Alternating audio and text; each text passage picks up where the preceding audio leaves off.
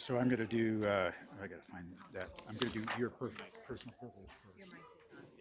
After the pledge. Okay, are we ready? Up.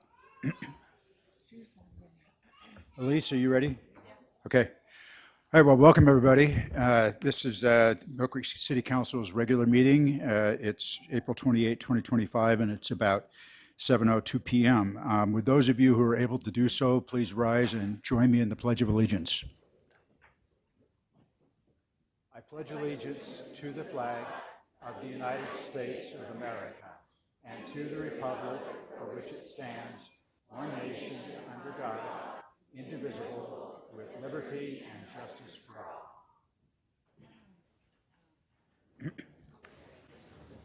Okay, we have, this is a special night. We're going to recognize some scholars and some outstanding police officers and hear from all of you, I guess, as well. But first, Councilmember Tom DeSirent has asked me for a moment of personal privilege. So Tom, take it away. Yeah, thank you, Mayor. I'd just like to take just the first couple of minutes of this meeting to honor two really extraordinary members of the Millcreek community, Chauncey and Marge Powis. They were longtime members here in the city. They spent about 70 years together or so in their Millcreek home on 3020th South. Chauncey was born here in Salt Lake City in 1926. He was a veteran of World War II. He served honorably in the U.S. Army Air Corps. After his service, he became a pioneering figure in Utah's broadcasting history and actually helped to launch the first television channel that we had in the state. Beyond that, he really dedicated his life to public service. He worked for both the Utah Highway Department and the Department of Natural Resources and was an avid photographer. His work was showcased widely, captured Utah's natural beauty and historical landscapes, and he had a profound love for the outdoor adventures, for music, amateur radio, and history. Marjorie, his wife, was born in the same year here in Salt Lake, in the Salt Lake Valley. Her early years instilled a lifelong appreciation for diversity, for culture, and the community spirit. She was a dedicated student, artist, and volunteer, and earned her degree from the University of Utah. She actively contributed to many local organizations. Her artistic talents spanned pottery, painting, and photography, among other items. And for nearly 4 decades, she was a really active part of our community as a docent at the Utah Museum for Fine Arts. Together, Chauncey and Marjorie built a life here in Millcreek that was really marked by commitment. They've raised 3 sons, Chauncey Jr., Kit, and Sean, passing on their deep-rooted values and compassion for their community. The two of them lived lives that were, exemplary of the very best of Millcreek. They're dedicated, vibrant, and compassionate. Their legacy endures throughout their family, their contributions, and through the countless lives that they enriched together. So, as the council, we'd like to offer our deepest condolences to their loved ones, including their son Sean, who carries their spirit of service forward on the Colville City Council. Their legacy reminds us all to live generously and joyfully and to always be of good cheer. Thank you, Mayor. Thanks, Tom. Okay, next matter, we're going to be awarding some scholarships to worthy students that have made application to the city in our Promise program. Each of these students has made some accomplishments in various ways, which I'll talk about in a minute, but if I can have them come forward, we'd like to recognize them. So the following individuals, please just come forward and we will get your certificate and a check. So Paula Bracco, Ian Colton, just come on forward, and Manaz Mohammadi, Arsima Gebre, George Zebros, Aravan Verma, Luis Figueroa, and Eddie Wall.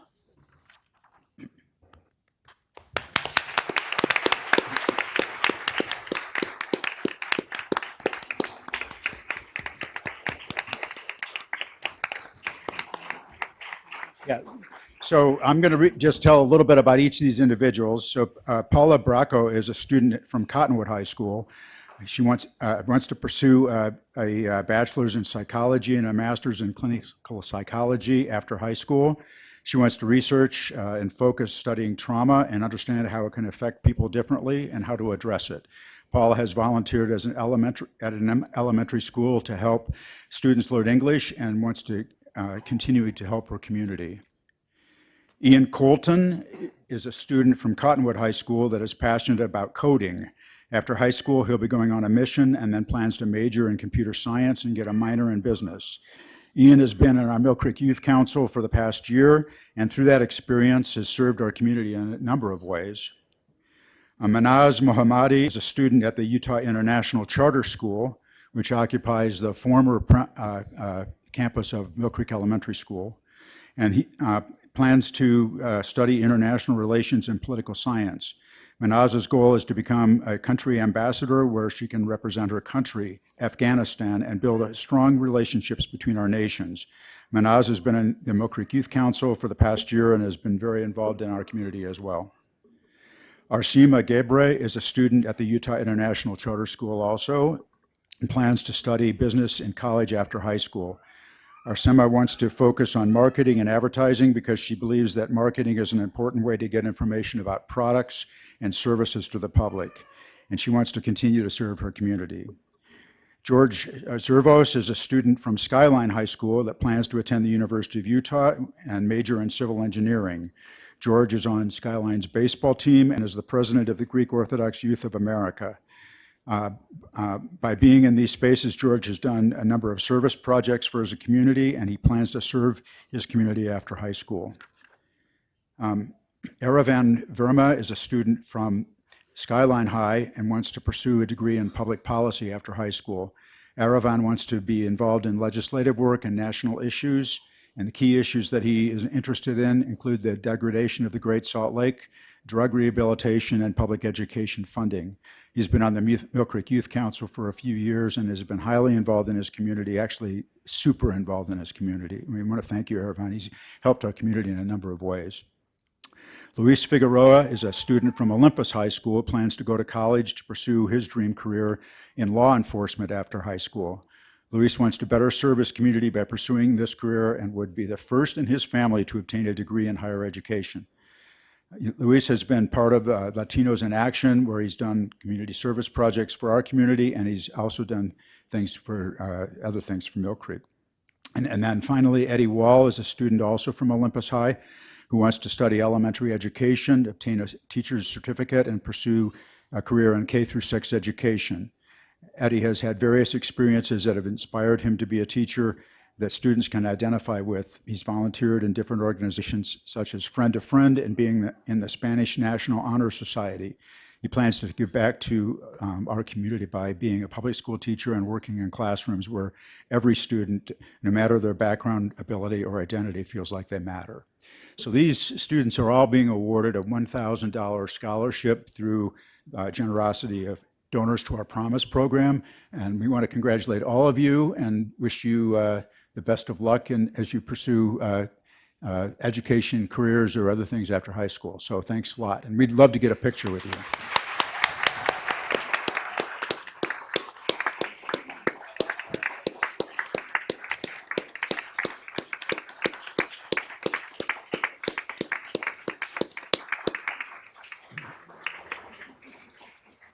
Just stay there, we're going to get a picture.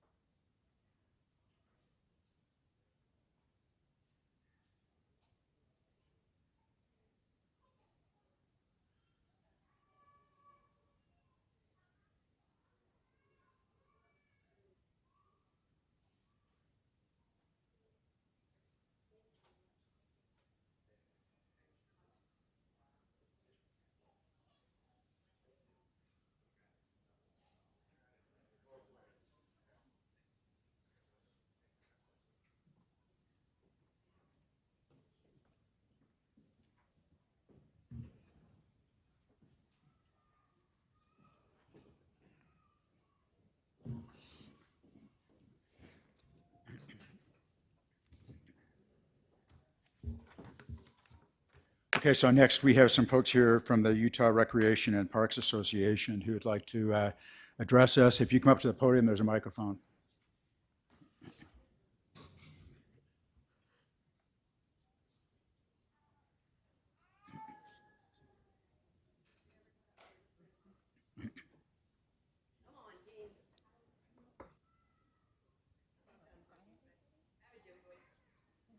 Is there a green light? Yeah, there you go. There's a green light. Yeah, and you may have to speak right. right into it. Excellent. Well, Mayor and Council, thank you for the opportunity to come take a couple of minutes and celebrate your Mill Creek Community Life team and some great work that they're doing. My name is Leanne Powell. I'm the Executive Director of the Utah Recreation and Parks Association, and Megan Zollinger is our current president of our association.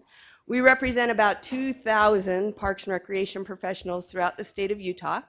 And each year, as we're getting ready for our spring conference, we take nominations for a number of different awards.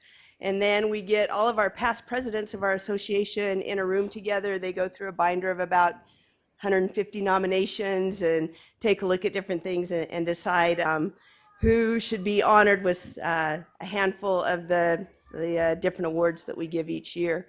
And one of the things that group looks at very seriously is in Parks and Recreation, there's kind of three pillars that we pride ourselves on trying to represent and do good work in our communities.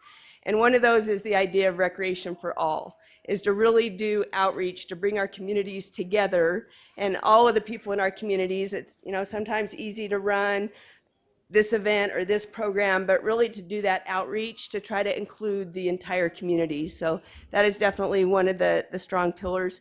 The other thing is health and wellness. We want our communities to be as strong and vital, and to do that, we need them to be healthy. And so really the whole basis of Parks and Recreation is trying to get people out and into nature and being as healthy as they possibly can. And so as our past presidents get together and try to decide who's going to look at these awards, it's not only the specific either facility or program or person or special event, but it's also the department in and of itself. So being a young city, right, to have a department like Amy has put together that really just embraces everything about your community. I think a lot of what this award is about the team that they've put together and the great work that they're doing. So we're really honored to be here to do an outstanding special event, and I'm going to let Megan talk specifically about that program and why it was awarded. Thanks for having us today. And I'm just going to interject just a minute. We've spent the last hour and a half, I think, with Amy, and she's been showing us the facilities in this cool area. I'm very impressed with what you guys have. And the team, we've met a few of the team members today. Wonderful staff, amazing people. So just goes to show this is well worth the award for you guys. So the award that this is, it's the Outstanding Special Event. There was about 25 nominations. So throughout the state, and Millcreek Magic Ice Show won this award today. So I'm going to read a little thing of the award nomination out of it. The Millcreek Magic Ice Show brings a Disney on Ice style experience. I'm a Disney fanatic, so I like that. To our community at an affordable price. Each year, the Community Life Events team and local partners create a fresh theme focused on magic, science, and storytelling. This vision comes to life with local talent, acrobats, pyrotechnicians, ice skaters, and creative teams, resulting in a dazzling display of creativity and athleticism. Now a beloved tradition, the show is held the first weekend of December with 2 daily performances, each attracting about 750 attendees. The tickets cost only $5 with proceeds supporting the talented performers. So it's a unique event in that way as well. I love that it's the local talent that's here making this happen, the Disney on Ice experience and that level of quality, and it's affordable for the community to come and be a part of. So congratulations, Amy, and to your team.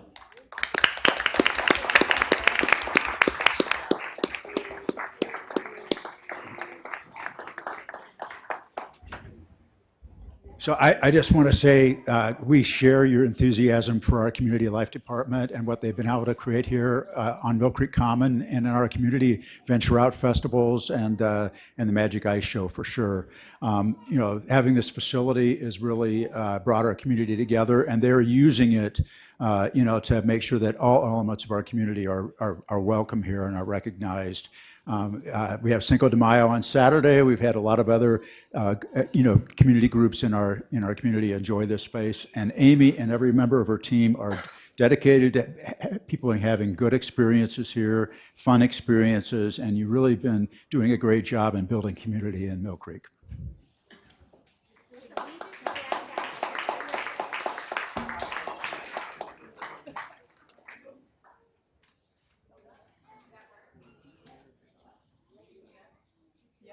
Yeah, I don't see Tom. Tom, can you move one way or the other? I don't see Bev. Okay, now it's got everybody. 1, 2, 3. Thank you.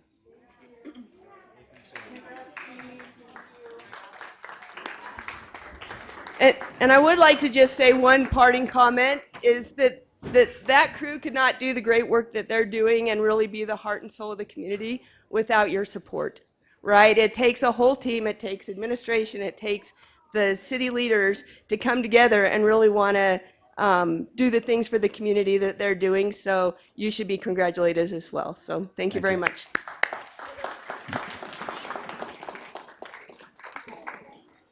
Okay, so next item, if I can recognize Millcreek Precinct Chief Christine Petty Brown, and she has a special award tonight with respect to Division Commander.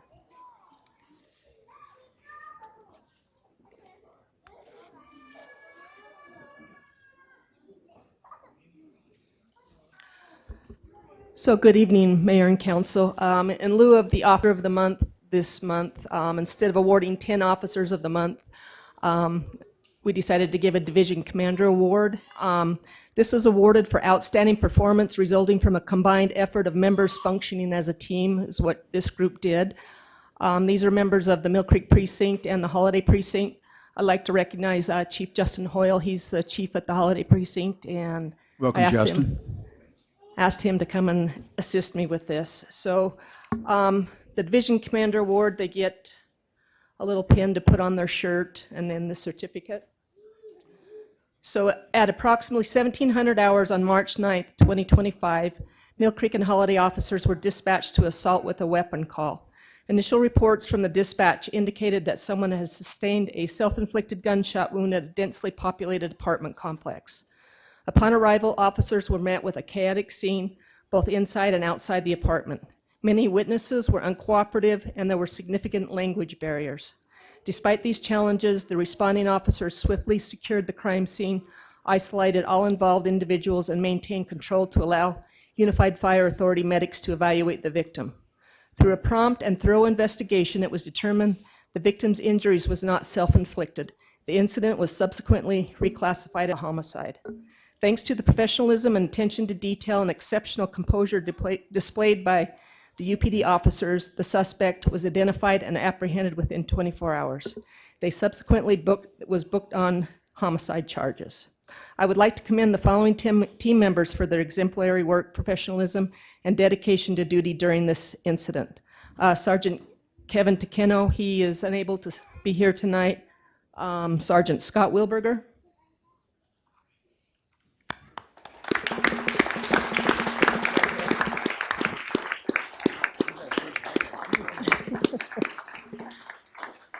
Officer Crystal Grady.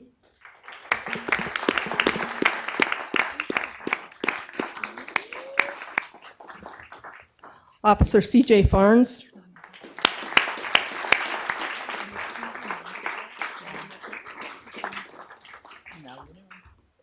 Officers Athena Walzer and Curtis Braley were unable to attend. And then we have Officer Darian Barzis.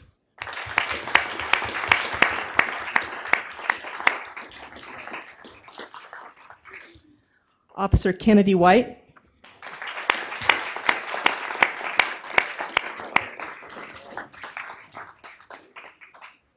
And then also Officer Alan Dowdle and Officer Jen Bithell were not able to attend tonight. But I want to commend these people because these scenes are awfully chaotic and emotional. And it's so dependent on them to be a good case, to build a case for the investigators when these people arrive on scene and just take care of things for them. So they did a fantastic job.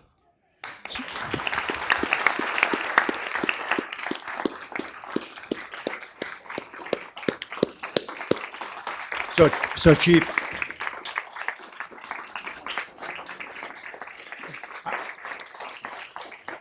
I'd just like to add about this. Obviously we're concerned when serious incidents like this happen in our city. Whenever there's a homicide, we're as a council, we're very concerned. I know our whole community is concerned.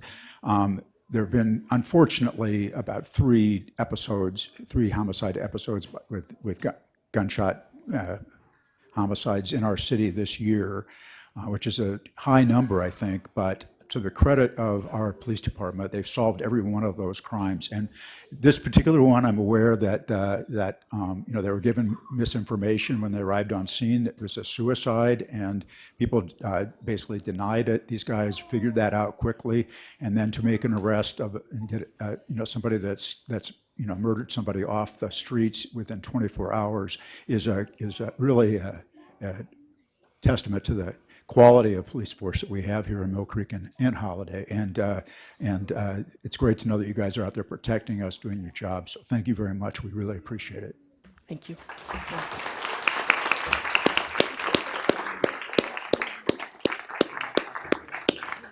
Yeah, we'll just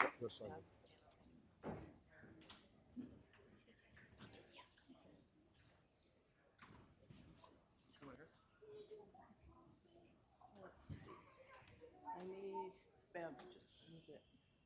There you go. Okay, 1, 2, 3. Oh, no, there you go, Bev. Perfect. No, I don't have Sherry. I'm sorry, Sherry. Yeah, be a little taller, Sherry. There you go. Perfect, thank you. Let me get one real quick. Can I borrow your chair? Yeah, there you go. If I did that, I'd fall over. Okay, 1, 2.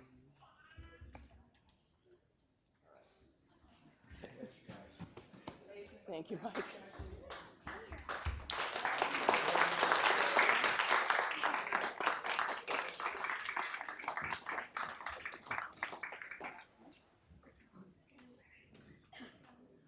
Okay, it's going to be hard to top that, Pam Roberts, but actually, you don't have to. Zach Robinson, Chief Zach Robinson, Unified Fire Authority. You guys were busy last night too. There was a gas leak in South Salt Lake, and I think fortunately nobody got hurt in that incident.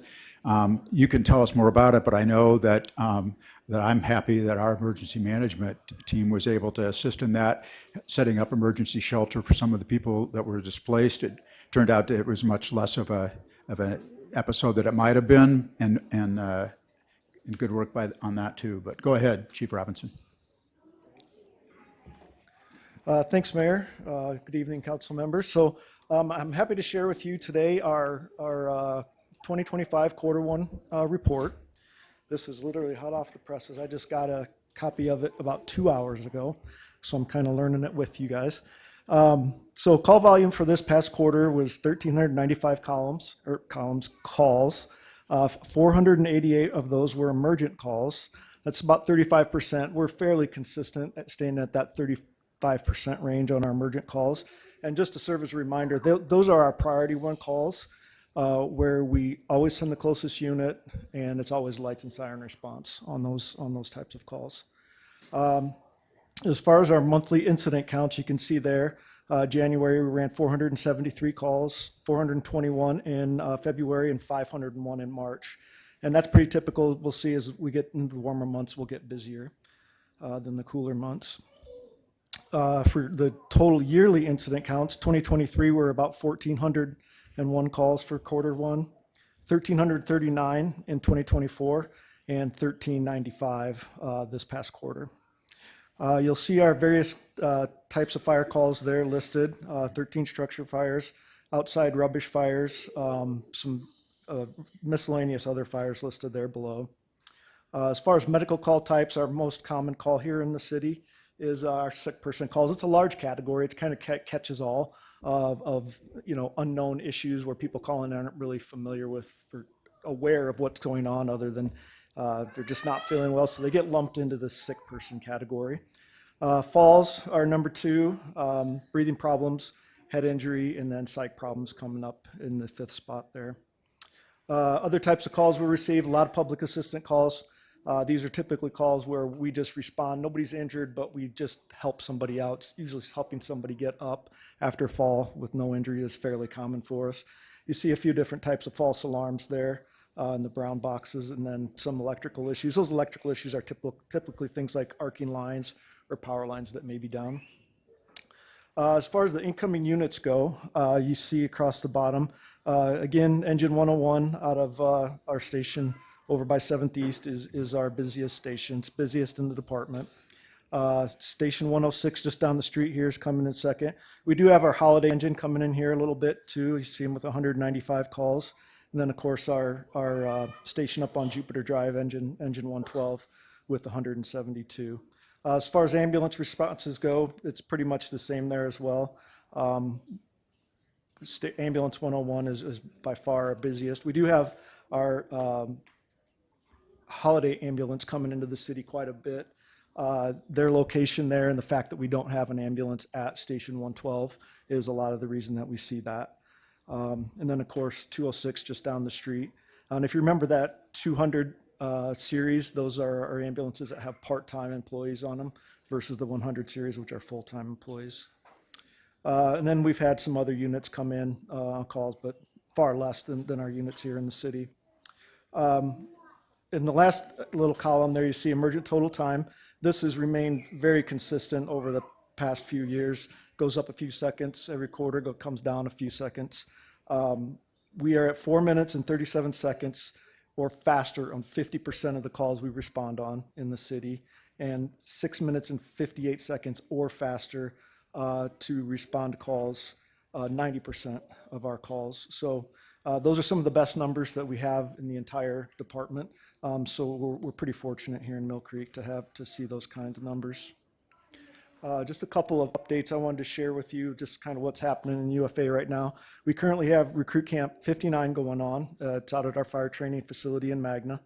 We have 33 recruits in that class. We started with 35, so we have lost a couple. They're 9 weeks into that 16-week camp, and they're learning all aspects of what it takes to be a firefighter out there right now. And I'm sure when they hit their 16th week, they will be very excited to get out of Magna and go to a station and start operating as a firefighter. We're also currently conducting battalion chief testing. That's actually taking place today and tomorrow. Once that is completed, scores will be tabulated and we'll have a 15-person list that we can pull battalion chief candidates off of for the next 2 years. So that'll be a 2-year list, and then next year we'll test for captain, and then that'll be a 2-year list following. How many BCs are you planning on actually hiring this year? There could be as many as 5 right away, depending on how the budget process goes.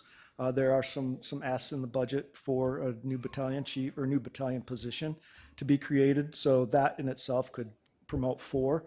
But with some recent promotions we've had, there are going to be probably about another 3 or 4 that will get promoted just from trickle down. And I'll mention a couple here just in a moment.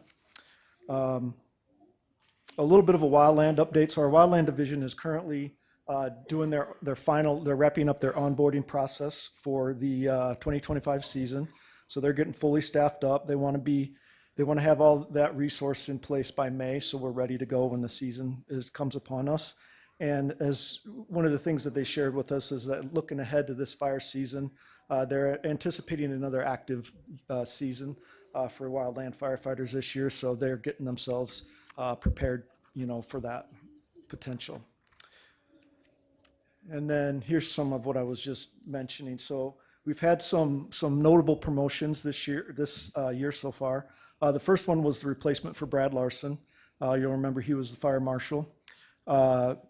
Wade Watkins was promoted into that position. He's been there for a few weeks now in that role. Another important promotion for us is a new assistant chief. Wade Russell was just promoted to assistant chief of administration and planning just last week. He'll start in that role on May 1st. He was currently serving as our operations chief, so that's going to likely promote another battalion chief to operations chief, and then we'll have another battalion chief promotion right there. And then Wade left a battalion chief position to fire marshal, so we'll have one for that as well. So there's going to be a lot of this kind of stuff happening over the next few months for us. So it's going to be pretty active promotional season.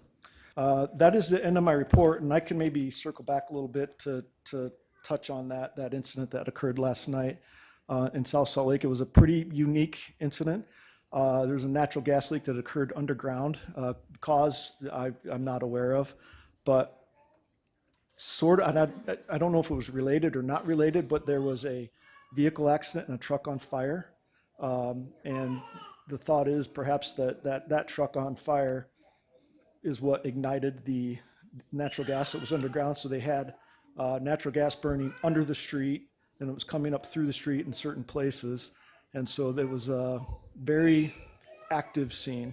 And then having the Enbridge gas people come in to try to control, get the gas back under control where they could shut down pipes, but they have to do quite a bit of digging to get in there, locate where they can shut it off. And so it's a long-term process. But we did have a lot of people that were evacuated from the area. I believe it was a total of 330-ish, somewhere around there. And by the time I got into work early this morning, I think we were down to like 14 people that were still in shelters.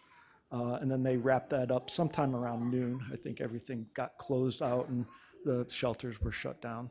So it was quite an interesting incident to have. Actually, we go to a lot of natural gas leaks. I can think of maybe 2 in 27 years that have actually ignited. And so it is not common, especially one that's completely underground like that. Well, I know, I mean, these things are never what you want to have, but and having spoken with our emergency manager, he actually appreciated the fact that he got the experience of actually, being asked to help and set up a shelter, and glad we were able to be assistance to our neighbors in South Salt Lake. So Yeah, no, it was thanks a for the good work. experience. Okay. Absolutely. Any questions, Council? Okay. All right. Thanks, Chief. I appreciate it. So, ladies and gentlemen, our fire department, the Unified Fire Authority, serves about 350,000 people in Salt Lake County and Utah County. And so it's actually the biggest fire department in the state, and they give us good service. And they have 3 stations in Millcreek, and as Chief mentioned, sometimes other stations roll into Millcreek when our people are busy. So Holiday will roll in here, and occasionally other agencies from South Salt Lake or Murray will as well. And then when they need help, obviously we help them as well. It's a mutual aid situation, but the rule is really just the closest engine or ambulance rolls to where it's needed, and those response times are really very good, especially in a community that reaches all the way from Mount Olympus down to the Jordan River. So thanks, Chief.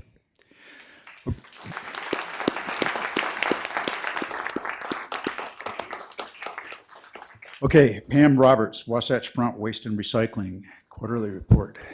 Hey, good to see you all again, and I think I'm going to grab the... Pam is a Mill Creek resident. If you and the other thing I'll say is that every once in a while a mistake will happen and somebody's trash won't get picked up, and if you call them or call the mayor, we get picked up the next day. We're very quick that way. So it's always a pleasure to be here to see you all, and I'm glad we have such a packed house. It's good to see familiar faces and new faces. It's always fun to talk about trash, and it's good to be paid to do so. So let me just throw that one in there. Let me jump to the very end because the majority of this report is going to be covered by James Kelsey, who is our sustainability coordinator, and he's going to go through the great efforts that Mill Creek residents have made to try to divert waste away from the landfill and to make a positive difference. So what I wanted to touch on, because I think everyone is familiar that we had a fee increase coming into 2025, and everyone has received their bill in the month of April because we do quarterly billing. So I know that for some it was a bit of a sticker shock, even though we tried to get the word out that we were moving from $58.50 per quarter to $78 per quarter. which is $26 a month. So one of the things I wanted to come and talk about is how proud I am of my team and how hard we work to try to absorb increased costs, because we really have received and experienced a 40% increase in costs because truck prices went up over $100,000 per truck. I don't know if everyone knows that a garbage truck, as beautiful as it is, it really should, be beautiful for what we're paying, but it's about $450,000 per truck. Yeah, I know, right? And then for operational expenses, we've incurred increased costs for dumping fees for garbage. Recycling markets go up and down, and so we try to, weather that storm. I can say that in 2024, the first quarter of last year compared to here, recycling pricing for processing has gone down $27 a ton. So it actually was cheaper to recycle materials than to have it go into the landfill. So James, again, will get into that, and I don't want to steal his thunder. So some of the things that we have changed operationally, first off, starting with the leaf bag program, you have made him notice that we don't use as many trucks to pick up those containers and haul them off to the landfill. But those leaf bags, what we do, and it's okay if residents put them on the ground as long as they're in that designated area. And so we use a skid steer and our rear loader to haul those off, load them and haul them off. We were using a lot of trailer trucks as well as hook lift trucks in the past. We've been able to change that and downsize the size of our pickup trucks from a 1.5 ton to a 1 ton. And with a replacement that we had this year, we were able to save $68,000 by not replacing one truck. And then going forward, we'll have smaller trucks that will be used for supervisor and still be able to haul the trailers that we have for rentals. So that will save $7,000 going forward. And then what we have next is called go backs. And what that is we receive calls from residents saying that we missed their can. And we always have gone back and taken care of it. Well, one of the things we started to do, our trucks have dash cams on them, and so we're able to verify many things, and it's come in handy for risk management. If there's a false claim that we have damaged a car, we can actually have proof whether we did it or not, which is helpful. But in this case, we can verify if we actually missed someone's can or not. And we ran 2 separate tests last year, 2 weeks each, to find out how often do we really miss a can. And so there were 46% of the cases that we watched that were false. And that could be that a resident had it out late, they didn't put it out, and they thought somebody else did. They call our office.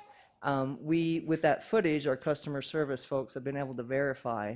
And the first quarter, we've saved almost $24,000 by not going back to get that can. And so if it is a false claim, we make sure we let our residents know that, hey, you didn't have it out on time, get it out at 7 a.m. Every pickup day, making sure it's out on time, or you didn't have it out. And so sometimes a parent might think their kid took it out and they didn't, but at any rate, we make sure that we take care of that. Now, one thing to say is that we do have scheduled go back, so it's not like we won't go back at all ever. But if that resident's having trouble, we do have scheduled times to go back. For Millcreek, if your pickup is on Friday, we can come back on a Tuesday and vice versa, if that makes sense. Because we have 2 different days for Millcreek to pick up. And then one of the things that we're looking at is trying to load more recycling on a recycling truck. It's a little different to pack recycling on than it is garbage. Garbage goes on a lot easier. We have weight limits that we can haul with our trucks, which is just under 8 ton. It's a little easier to load that amount of garbage on a truck than it is recycling. So our drivers are working to pack more recycling on a truck to reduce the trips to and from the processing centers. And that amount will be determined as we measure that. So anyway, I just wanted to make sure that even though these are little things, I thought it was important to illustrate that the team and I work very hard to keep costs low. If there's no more questions or any questions for me, I'll move on to James. Thank you, Pam. You bet. Yeah, thank you, Pam.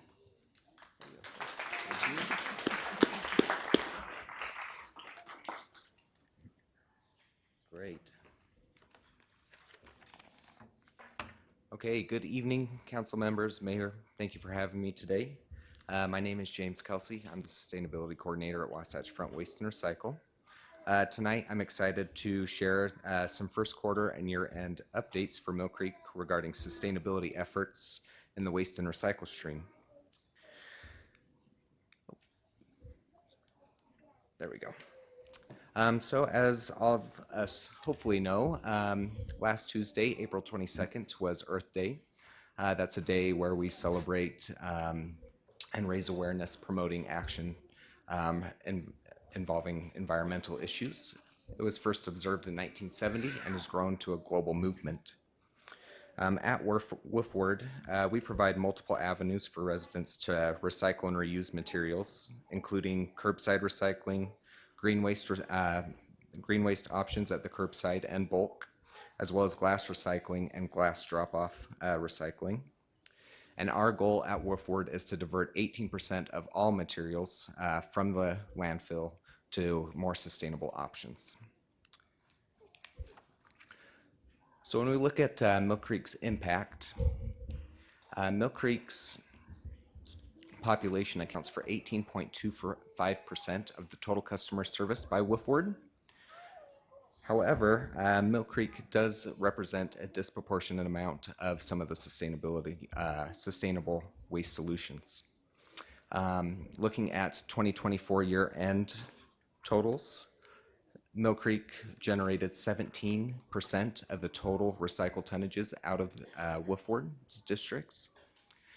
However, Millcreek, even though we only represent 18.25% of customers, generated 29% of the total green waste tonnage and a staggering 49% of glass recycling tonnage. So a huge impact.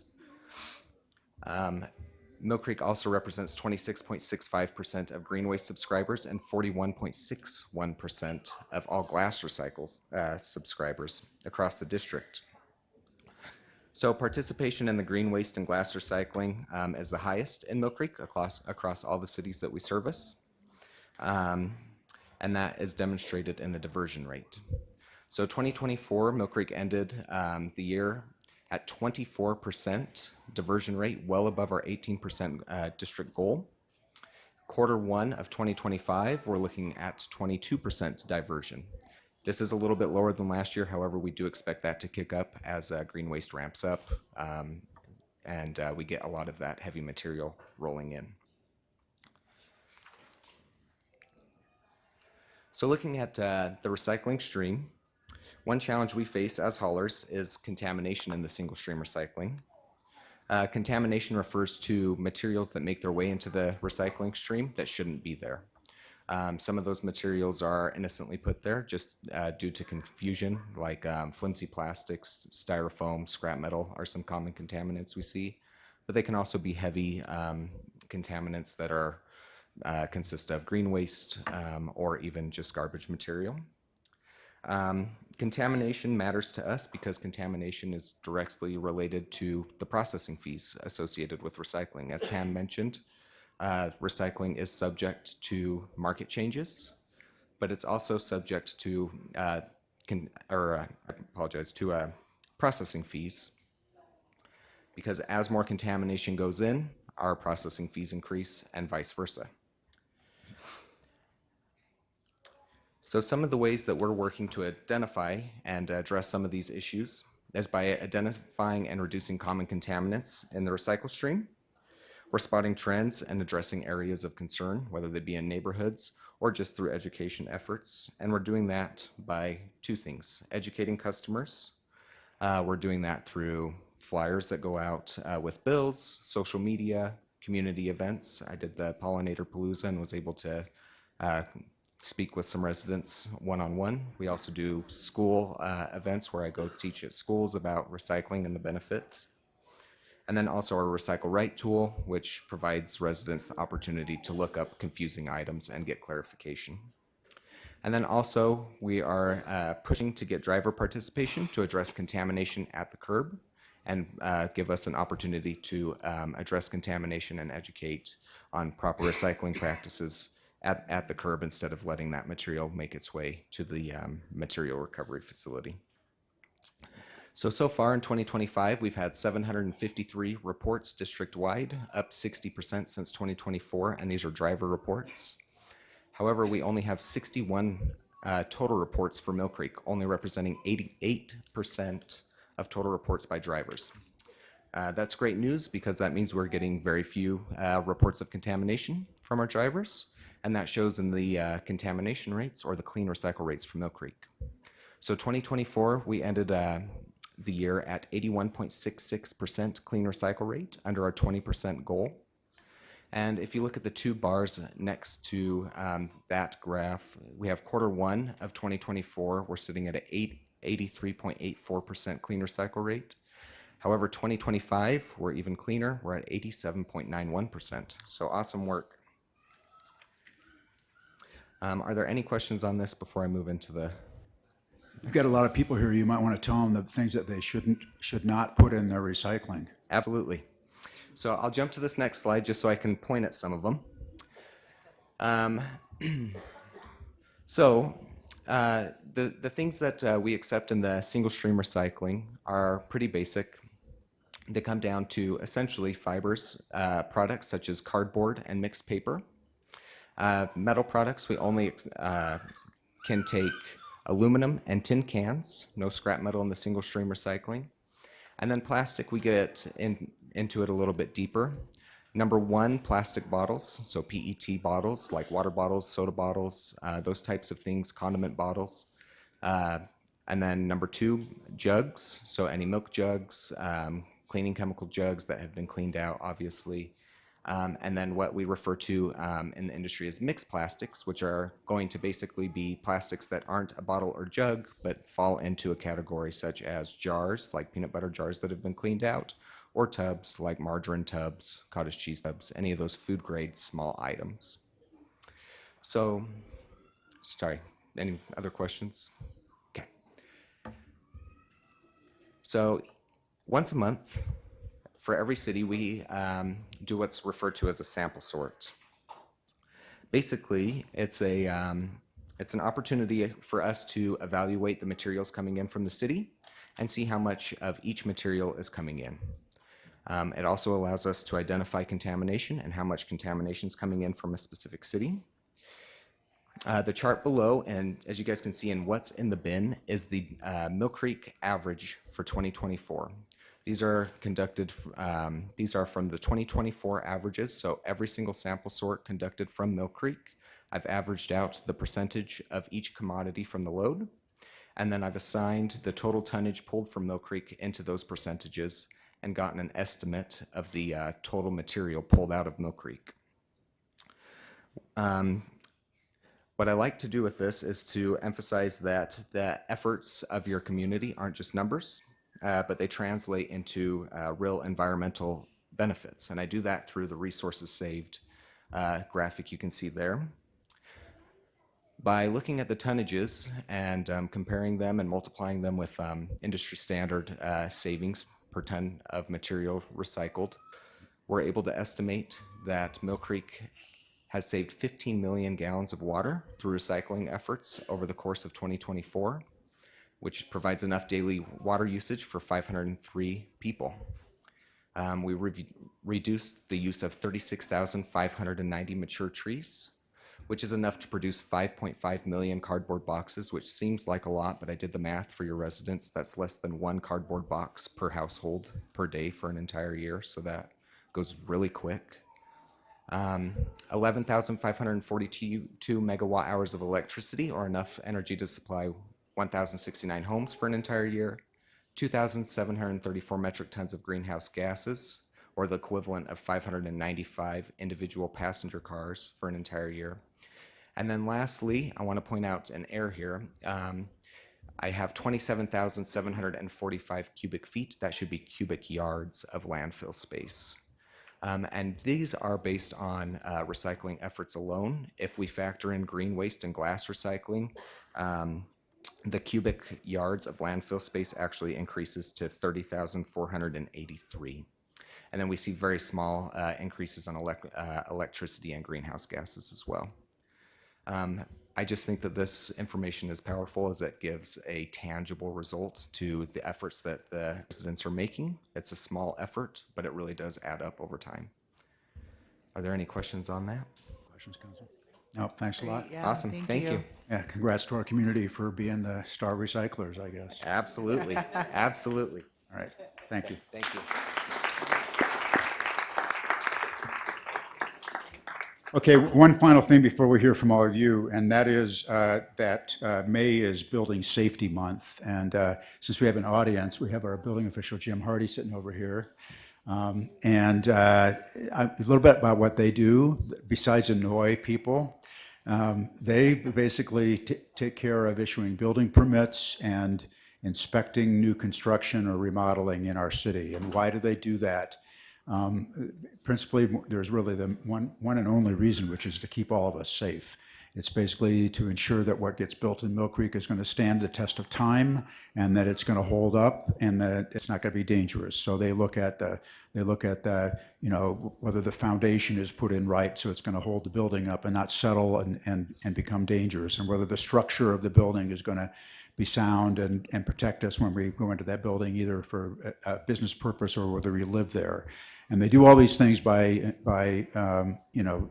enforcing a code that is actually set by the state. These are international building codes, and the state adopts them. Millcreek doesn't adopt the building code. We just enforce it. But anyway, these guys do this day in and day out to keep us safe. And so I have a proclamation here, and with the consent of the council, I'm going to sign it to declare May as Building Safety Month, mainly for the reasons I just stated. And I won't take the time to read the whole page of stuff because you know it, but basically it's just to honor our building department and to recognize the work they do to keep us all safe.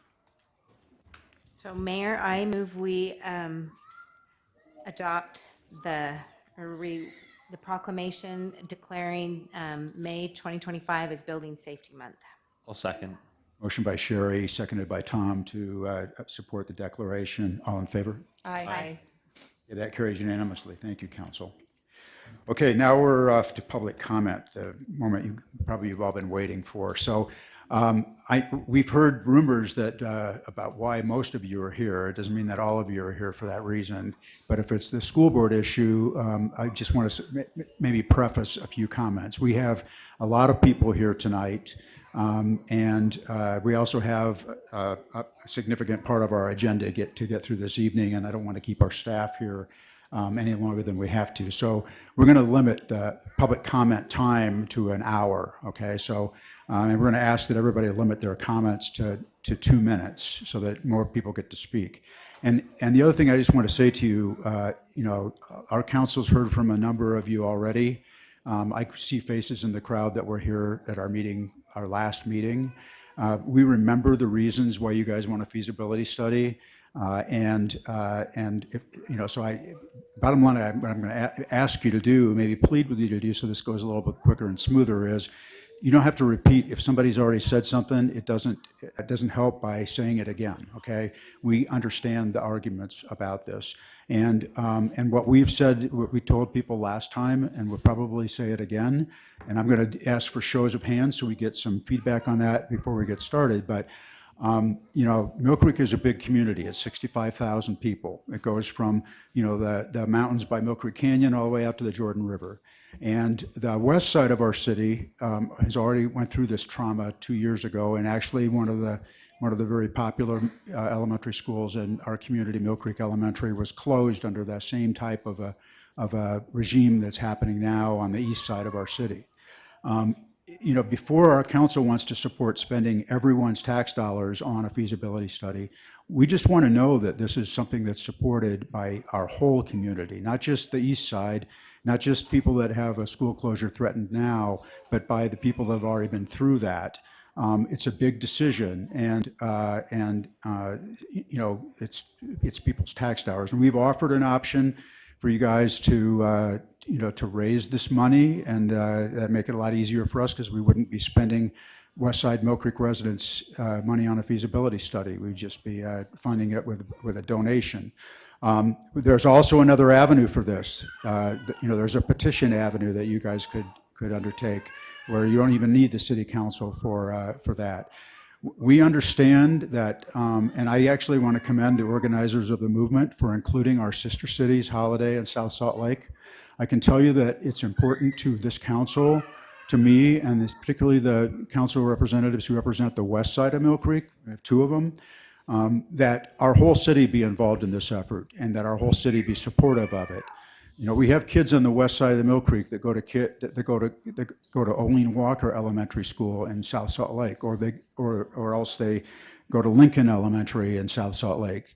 And you know, they're there with their schoolmates. They have school communities, just like the people do on the east side.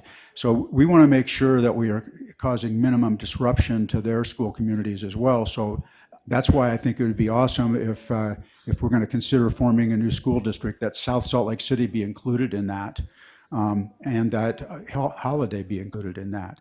Now, I understand right now that I haven't talked to Mayor Wood in South Salt Lake, but I have heard from Mayor Dolly and Holiday that South Salt Lake is not keen on this whole idea. So there's some work to be done to convince people if that's what you want to do.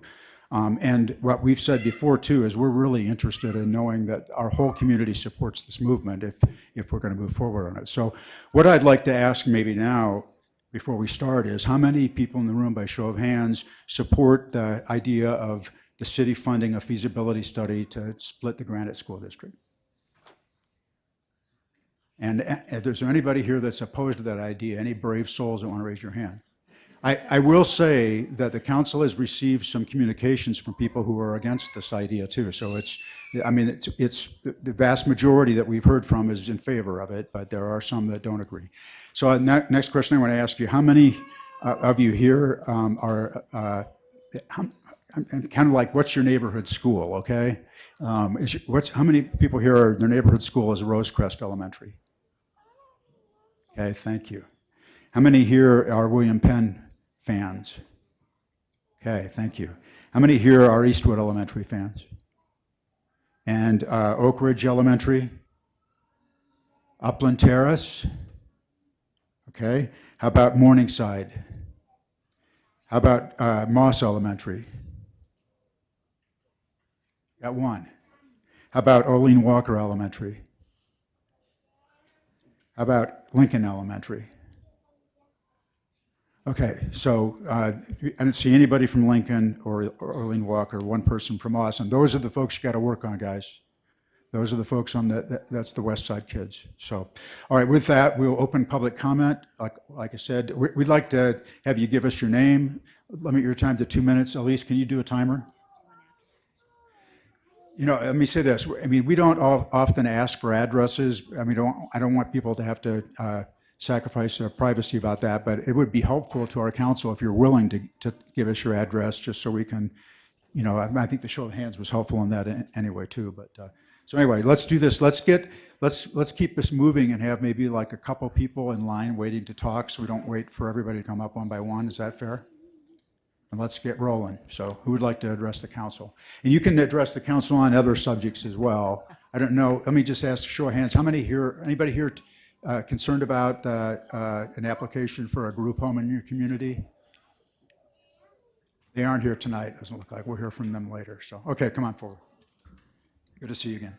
I just want to say that 2 years ago I met with Mayor Silvestrini when they were closing Mill Creek, and I asked him what he thought about it, and he basically said it's not in his lane. So I don't live in that area, but Well, I wasn't in favor of it, but we don't make the decision. When I say it's not my lane, it's not our call ultimately, as I think you appreciate. I only have 2 minutes, so I'm going to be quick. April 18th, Mayor Silvestrini, I sent you an email. It's the first email I've sent you. I still have not gotten a response, so I'm just going to read it out loud. I'm going to read it quick. Thank you for your service to Mill Creek. I recognize that being mayor is demanding and often thankless work, so I sincerely appreciate your commitment to our city. It's been exciting to watch Mill Creek grow and thrive, becoming a city.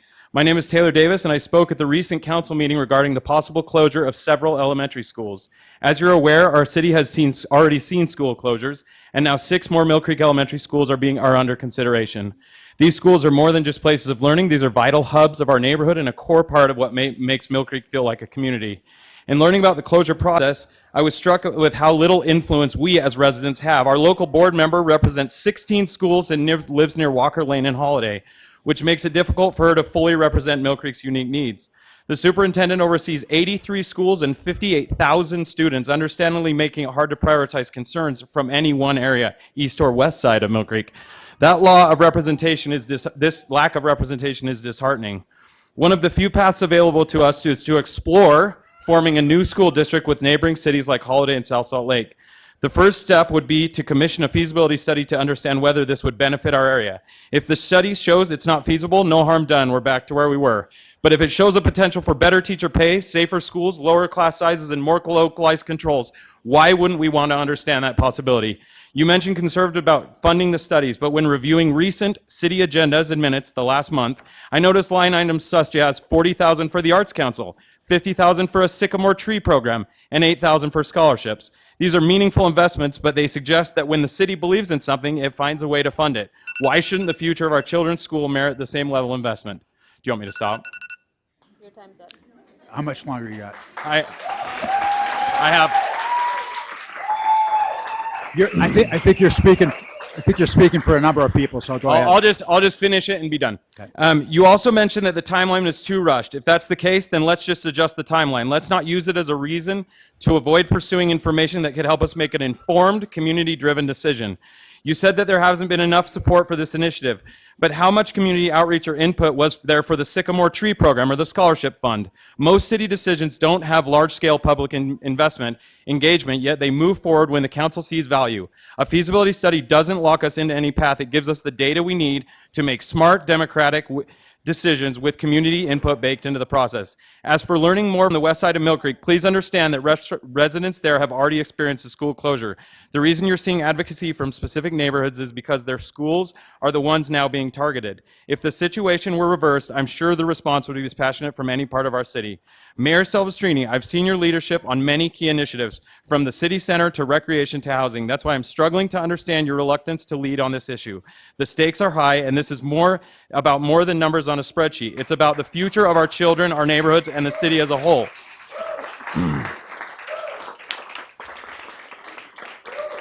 If you have information or concerns regarding the feasibility study that hasn't been shared publicly, I would welcome the chance to understand your position better. Right now, it feels as though this issue doesn't matter to city leadership, or that there are unspoken reasons behind the resistance. I hope that's not the case, and I hope you'll consider stepping forward to lead the conversation. Thank you. Taylor Davis.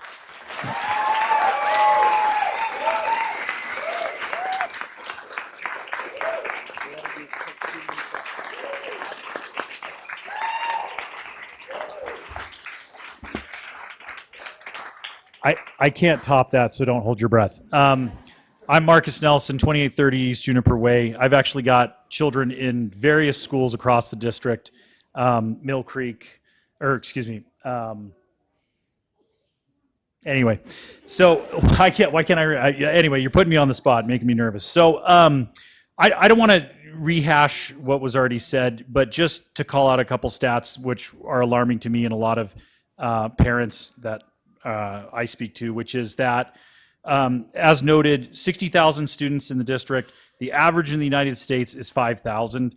That right there to me is alarming, that we have sort of an overblown, and again, our representation has been hurt by it. Again, that was kind of going to be my main point, but I would just ask the council to consider that we want more representation, and one way to do that would be to have a smaller subset, a smaller district. So I hear a lot of, well, we need to ask, some of the other people. To me, there's a lot of groundswell behind this movement, and I think you're hearing the voice of the people. I do think there's a mandate here. I have never been personally to a meeting like this, but it got me off the couch to come here because I care enough about it passionately. So thank you for the time. Appreciate your consideration. Thank you. Thank you, Marcus.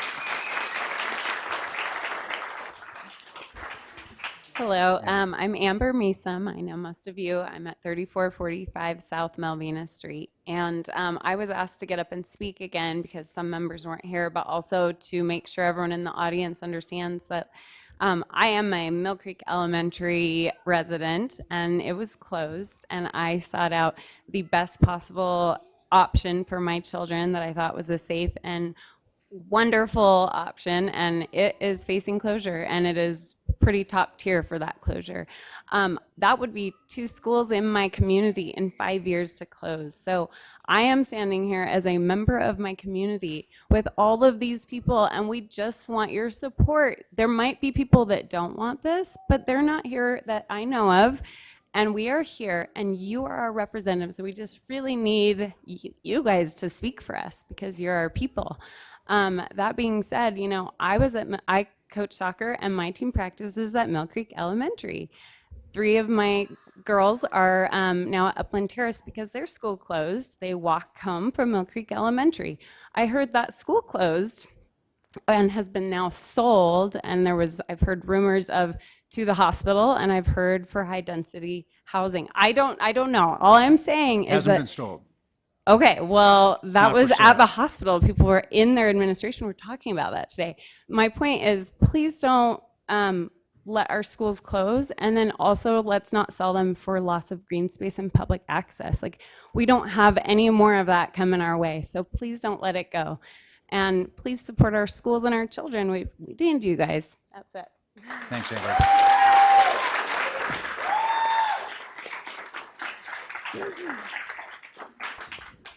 Hi, I'm Stephanie Ballantyne, and I'm in East Millcreek. I won't tell you where, but I'm right around Eastwood Elementary. And I want to say that this is my first meeting. This is the first time I've come to any council meeting, but I'm passionate enough about this because I care about community. I moved into Millcreek from South Salt Lake. I'm a big fan of South Salt Lake. I really like it. I've coached sports there. My kids are still in sports there. And what I love is the cohesiveness in the study of pulling in South Salt Lake, Holiday, maybe Immigration Canyon, different communities, because I value that community. And I dreamt for 10 years to move into East Millcreek, which I now have a home in East Millcreek, and I'm building, so I got to use the building permit, which I super appreciate. At the time, it was a little bit hard, but I'm just gonna give kudos because my house is on a big hill, and there's this envelope type of thing that limits me from how high I can build. But now that the frame and the structure is up, it scales beautifully, and it doesn't obstruct my neighbors.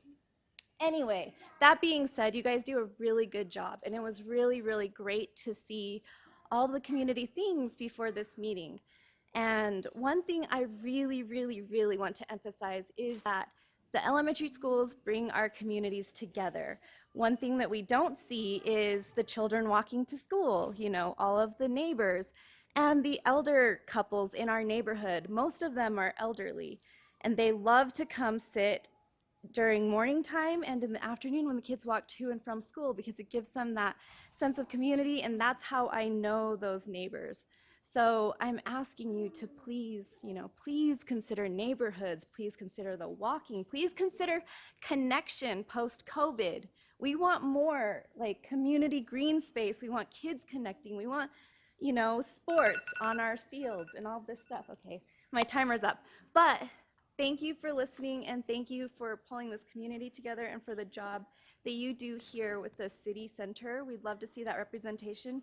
And one more thing, for the feasibility study, Wrap it up. sorry, we have raised 10% of it, so Good. there's that. Thank you. Hi, good evening. My name is Kate Bishop. I'm a East Mill Creek resident as well.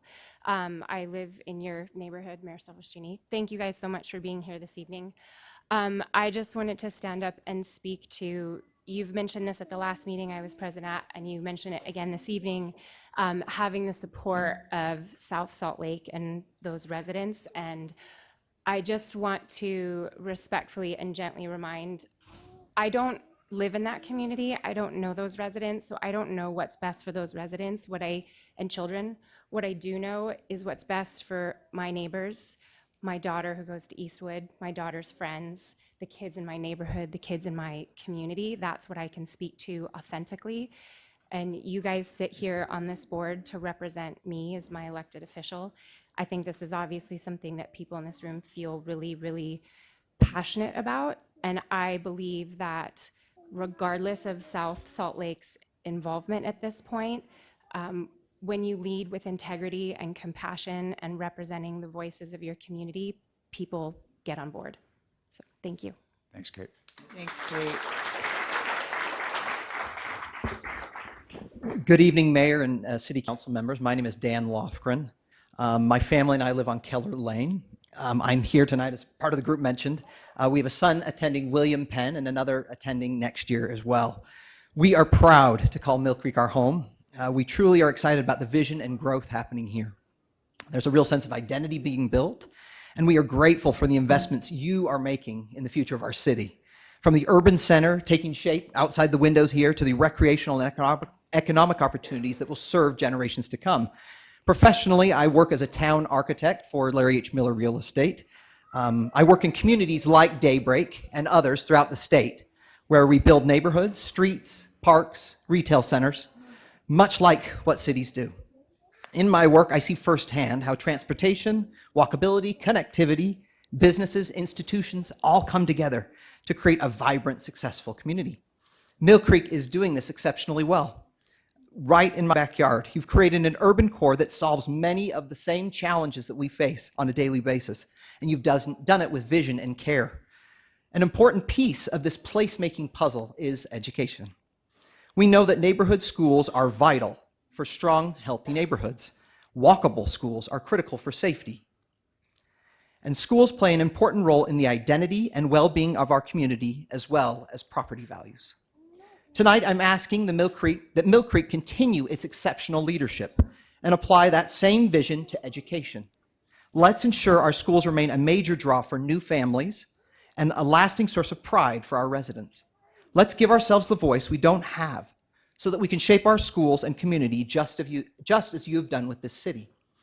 We recognize the challenges: fewer children living within city limits, aging school infrastructure, and new demands on education. A feasibility would give us the information and tools we need to understand the best path forward. No decision, only the facts, both for our children and for the future of our city. Thank you. Thanks, Dan. Thanks, Dan. Lisa, I think you cut in line. Yeah, I had someone doing my spot for me. Lisa and Ed Bagley, 3387 Honeycutt Road. And just want to first start out that I did email my council folks and the mayor, and I appreciate the response from Councilwoman Jackson and Councilwoman Kate. So I appreciate that transparency. And this is why we're here, is for local control, autonomy, and representation. And Ed just wanted to share a little personal experience that we have. We're empty nesters. Ed is a graduate of Olympus. 3 of our 4 daughters graduated, and our youngest being Becca here. So I'll turn the time over to Ed, and thanks. Thanks, Lisa. Thank you, Lisa. She set me up to have something amazing. Now I'm going to flail instead. Well, you're amazing anyway, so go ahead. No. You'll be fine. Just some thoughts as a son of William Penn and Evergreen and Olympus High. We love this area a lot, and we love the care in which your administration is showing to this gem of the part of the valley. We lived for a time in Cincinnati. And I don't know how familiar you are with that town, but they've got tremendously great schools. And one of the things that we learned from the people that were there, and of course our kids were in some of those schools, was the district formed up to the high school and didn't go any farther. Now you'd think, why? What are you going to do with economies of scale? They'd get together to buy books and things like that. But it gave each of those schools a chance for their own identity. You can keep going because you count as 2, I think. Oh, thank you. It gave each of those a real kind of, Sycamore was athletics, Indian Hill was more fine arts, Madeira also was a great school, Loveland, and some others. And it was a reason some of us, I was there because I was working for Procter & Gamble at the time, So we were there for about 4 years. That's what brought people in, was how good the schools were. And so there's a way to still get economies of scale without having to kind of deal with one big behemoth in the way we do with Granite School District. Closing thought is from about this time when there were going to be closures on the east side. Across the street from us, up on Millbrook Road, was a guy by the name of Bryce Bertelson. And he had been the principal at, sorry, going blank, Murray High School, thank you. And as you know, Murray is its own district. And I asked him about that, and this was at a time when people were touchy to talk about it. And he said, well, let me put it this way. My team and everybody under me went to every football game at Murray High. And I think that means something. I'll just leave with that. Thanks. Thanks, Ed. Thanks, Ed. Oops. Hi, I'm Barb Hansen, and I have lived in Millcreek for 40 years. For 30 of those years, my husband and I have owned 4 residences. We've been paying property taxes, which has a very clear line for Ma'am, education. can you speak a little closer to the microphone for our recorder, please? Yeah. Thanks. I've lived in Millcreek for 40 years. For 30 of those years, my husband and I have been paying property taxes on 4 residences that we own in Millcreek. I emailed all of you, Sherry, thank you for getting back to me about this. So we had 1 child go through Granite School District. I think we've paid our share for the education, and we're happy to do it because the children are our future. If we start tearing them apart, making a bus all over the place, crazy school districts, and it's so short-sighted. Another thing, 30 years of real estate, I've been a realtor for 30 years, and I don't think it's a secret that a big thing that keeps real estate moving is families aging out, people moving out of their home, and young families moving in, and it seems so short-sighted. You know, oh, the school isn't open, completely packed this year, that, you know, it's coming. Let's just work on this and keep it going. A feasibility study seems like a logical thing to do, and I would hope that the city would support that. I think I'm here to make sure that you know that people who are empty nesters and are paying property taxes with education in the bill are happy to support our schools and keep our children in our neighborhoods. Thank you. Thanks, Barb. Thanks, Barb. Hi, I'm Lepa Espinoza, and thank you all for being here. It's nice to also to see 2 new council members. I live on 3446 South Melvina Street. I'm right across the street from Amber. I'm renting from her. My co-parent lives in South Salt Lake. I didn't mention this last time. I did mention we bought a home there.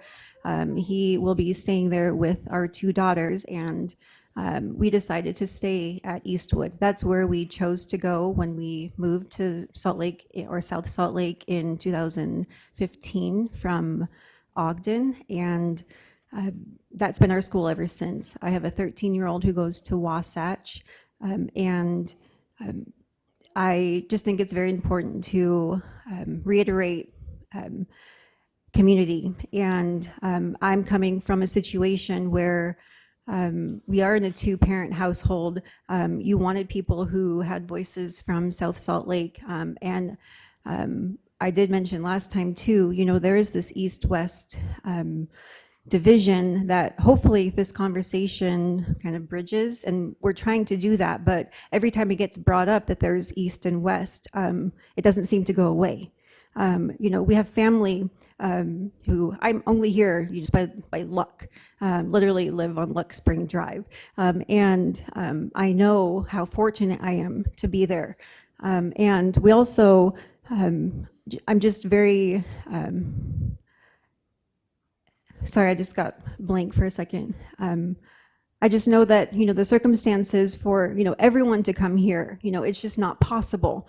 And even getting people to email, I know my co-parent, it's, yeah, whatever you bring up, you say, okay, yes, let's talk about this. Let's see what will work for our kids. And then I'm sorry, I just lost track of time. Sorry. Thank you. I just want to say I really do hope that you consider the feasibility study. And if you don't, there are other funding mechanisms through the legislative process, especially the inter-district, the transfers of the LEAs to transfer funding from certain districts that have more money to prove that, the LEAs or the administrations in those districts, if they can't properly educate our children because they have lack of money, there are other districts who could also subsidize, not just, so there are other options, but the first one I think is the feasibility study. Thank you. Thank you. I'm Joe McAllister. In 2012, when you ran the effort to create Millcreek City, I lived right across the street in the clay pits, and we got slaughtered in that election. But 3 years later, after some education, people understood what was happening. And I remember in the newspaper after that 2012 election, the quote was, I couldn't remember exactly who said it, but he said that we don't need a stifling layer of new government. And you said, the problem we have is getting people to see the vision of what this could be. And you have been an absolute force of nature in this city. There should be a statue of you outside someday. No. We are having the same problem, is getting people to see how great of a school district we could have. There could be 2, there could be 3, and I can tell you that in this state, every city council that has ever considered the question of whether or not to put the question on the ballot of splitting their school district has studied it and determined to do it. Nobody has ever rejected that. And that 10 city councils voted unanimously to put this question on the ballot in Alpine School District, which was at that time the largest school district in the state. We currently have the highest tax assessment for any school district in Salt Lake County. We have, among this area, the highest taxable values. And I think a feasibility study would be the first step in letting us know what we could do, what we could become. And I wish that and I met with Holiday City as well, that you guys would understand that this isn't about the school closures. Those happen, it is what it is. This is about creating something even greater than what we have right now. And that is only possible when you have a small enough group that you can manage it, that you're the focus of the effort, just like Millcreek had to become the focus of your efforts, not these disparate interests all over Salt Lake County. And I hope that you'll see that. I think that we can bring everybody along. And I think that there's not going to be haves and have-nots as part of this process as there may have been in the past. We're in a much different place. I appreciate it. Thank you, Joe.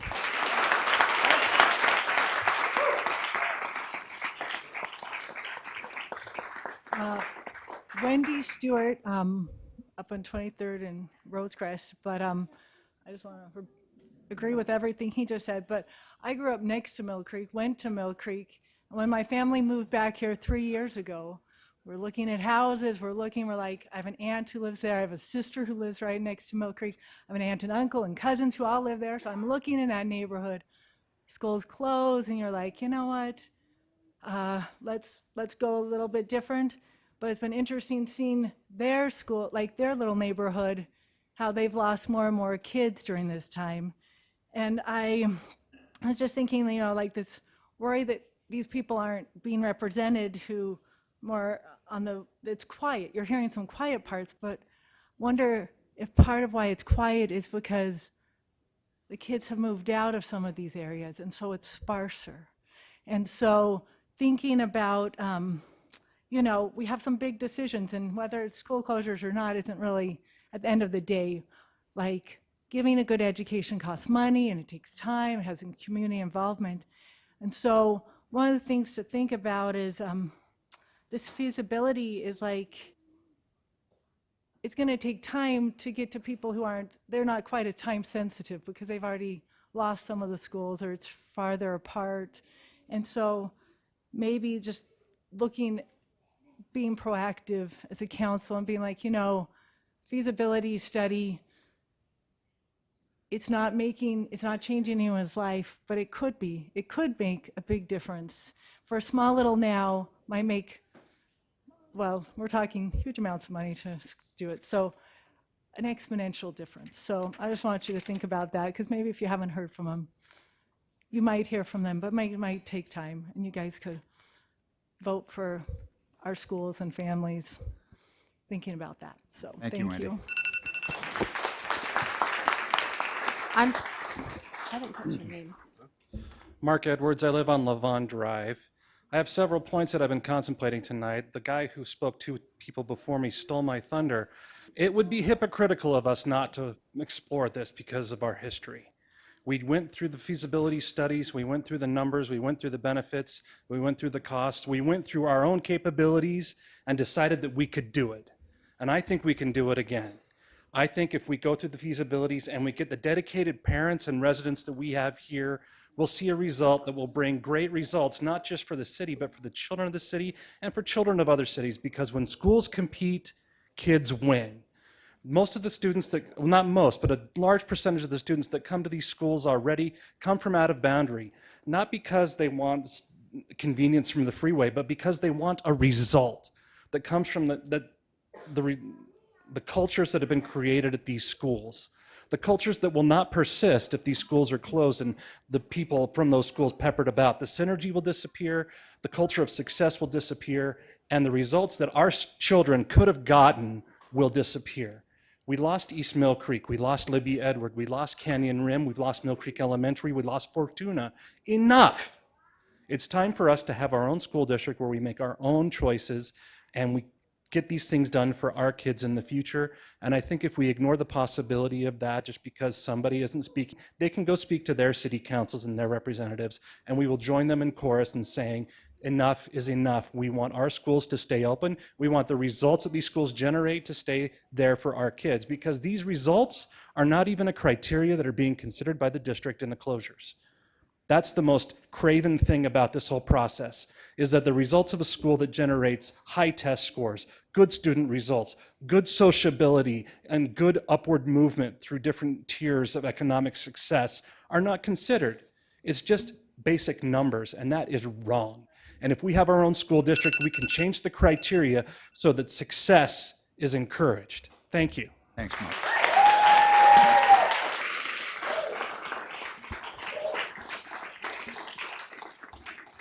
Hi again. My name's Katie Knudsen, and I live over by Evergreen Junior High. I am here because we have a need for local representation. We would like to have our voices heard when it comes to what's happening in our schools. I want to point out that we have 2 school board members that cover Holiday, Millcreek, and South Salt Lake. In that same area, we have 15 city council members and / mayor that represent us. That is very disheartening when you consider that these 2 school board members are covering so many schools in such a large geographical area. I'm respectfully standing here to urge you to prioritize the voices and concerns of the representatives that the residents you represent. While I understand the value of collaboration within the city council, I believe it is equally important that individual representatives ensure that their vote and action reflect the will of the people that they represent. We are asking for a feasibility study to be done to gather information to consider a new school district. Please take this seriously. Our system of representative government depends upon open dialogue and sorry, I lost my spot, and responsiveness to the people. Please consider the district you represent and advocate for the feasibility study based on those you represent. Those that are highly represented can vote yes, and those that are not can vote no. Take the time to know what your district wants. I sincerely hope you will continue to listen and advocate for those of us who you have entrusted with this responsibility. Thank you. Thanks, Katie.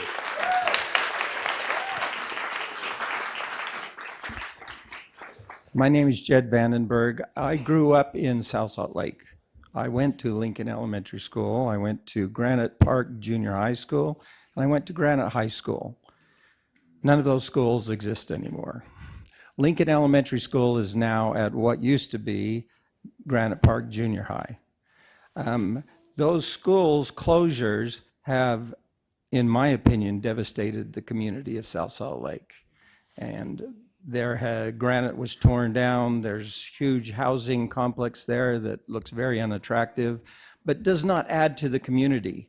And if you lose your schools, it forever changes the nature and the desirability and the vibrancy of your community. So I would urge you to not let happen what's happened so long ago in that once more middle-class growing community to happen to Millcreek. Thank you. Thanks, Fred. My name is Betsy Vandenberg. I am admittedly a holiday interloper, but I do feel justified in coming before you because I had some kids end up at Canyon Rim Academy in East Millcreek. But more importantly, I was part of a group of parents who helped pass the small district, SB 77, the law allowing us to split school districts in Utah. And I want you to know that our parent community consisted of parents from Holiday, East Millcreek, South Salt Lake, and West Valley City. And we couldn't have done it without a big coalition. We were all from Granite School District. We were the driving force because we felt, including the West Valley people, that we had way too big of a school district. Our issue wasn't school closure. Our issues was that the research confirms that smaller school districts are better for students.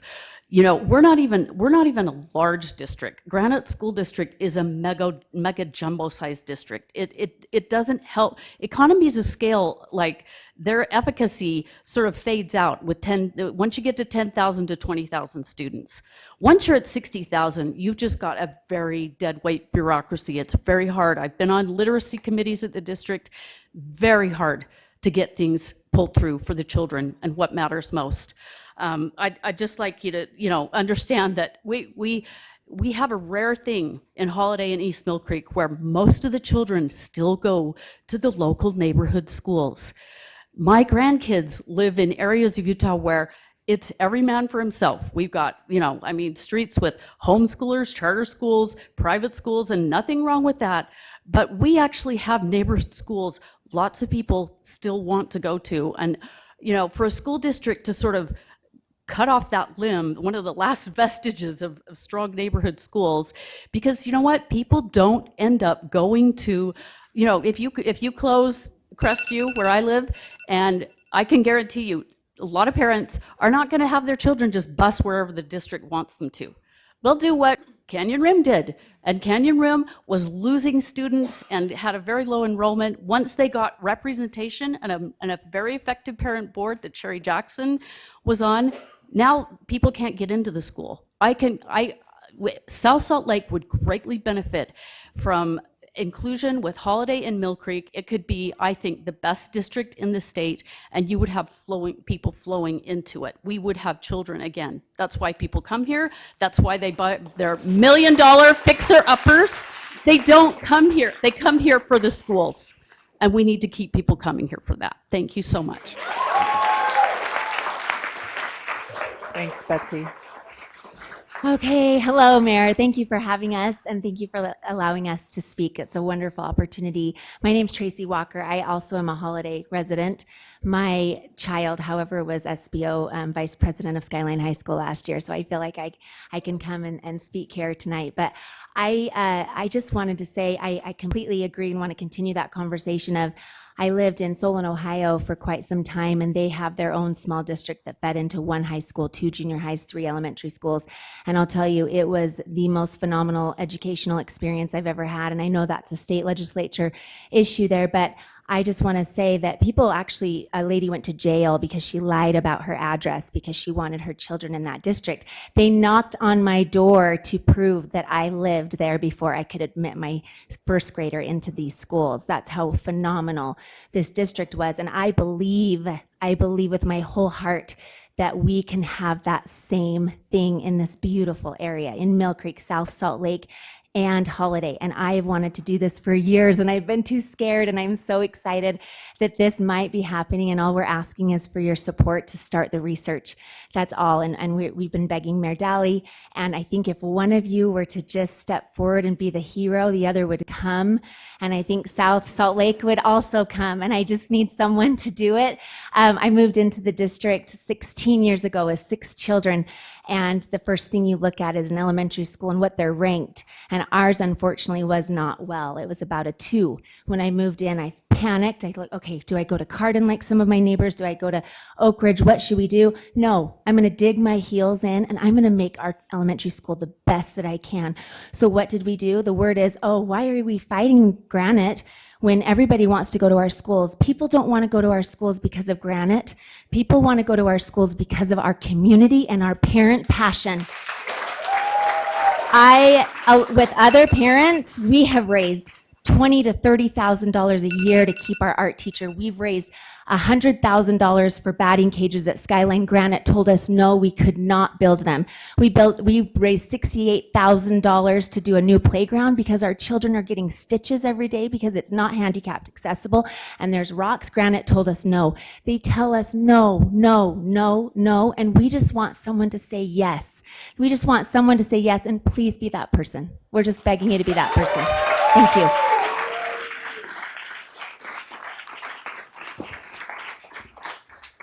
I'll be hard to follow up. But my name is Emily Wright. I know your face as well. I was a member of the Millcreek Community Council for a few years. And right now I live where my children would go to Millcreek Elementary School if it still existed, but my neighborhood is split, and I have their children that we know that are going to 4 or 5 different elementary schools, and they have to travel miles to get there, and it takes time, or they have to be bused, and et cetera, et cetera. Right now, my husband and I are looking for a new home, and we want to stay in Millcreek as our family grows. And it's hard right now because we're not sure which neighborhood to move to look at, because we don't know which schools are going to be closing, and we want to choose a good place for our children. My sister right now is the PTA president at Rosecrest, and her concern is that they're bleeding students who are going to charter schools because their parents feel like they have more of a say there.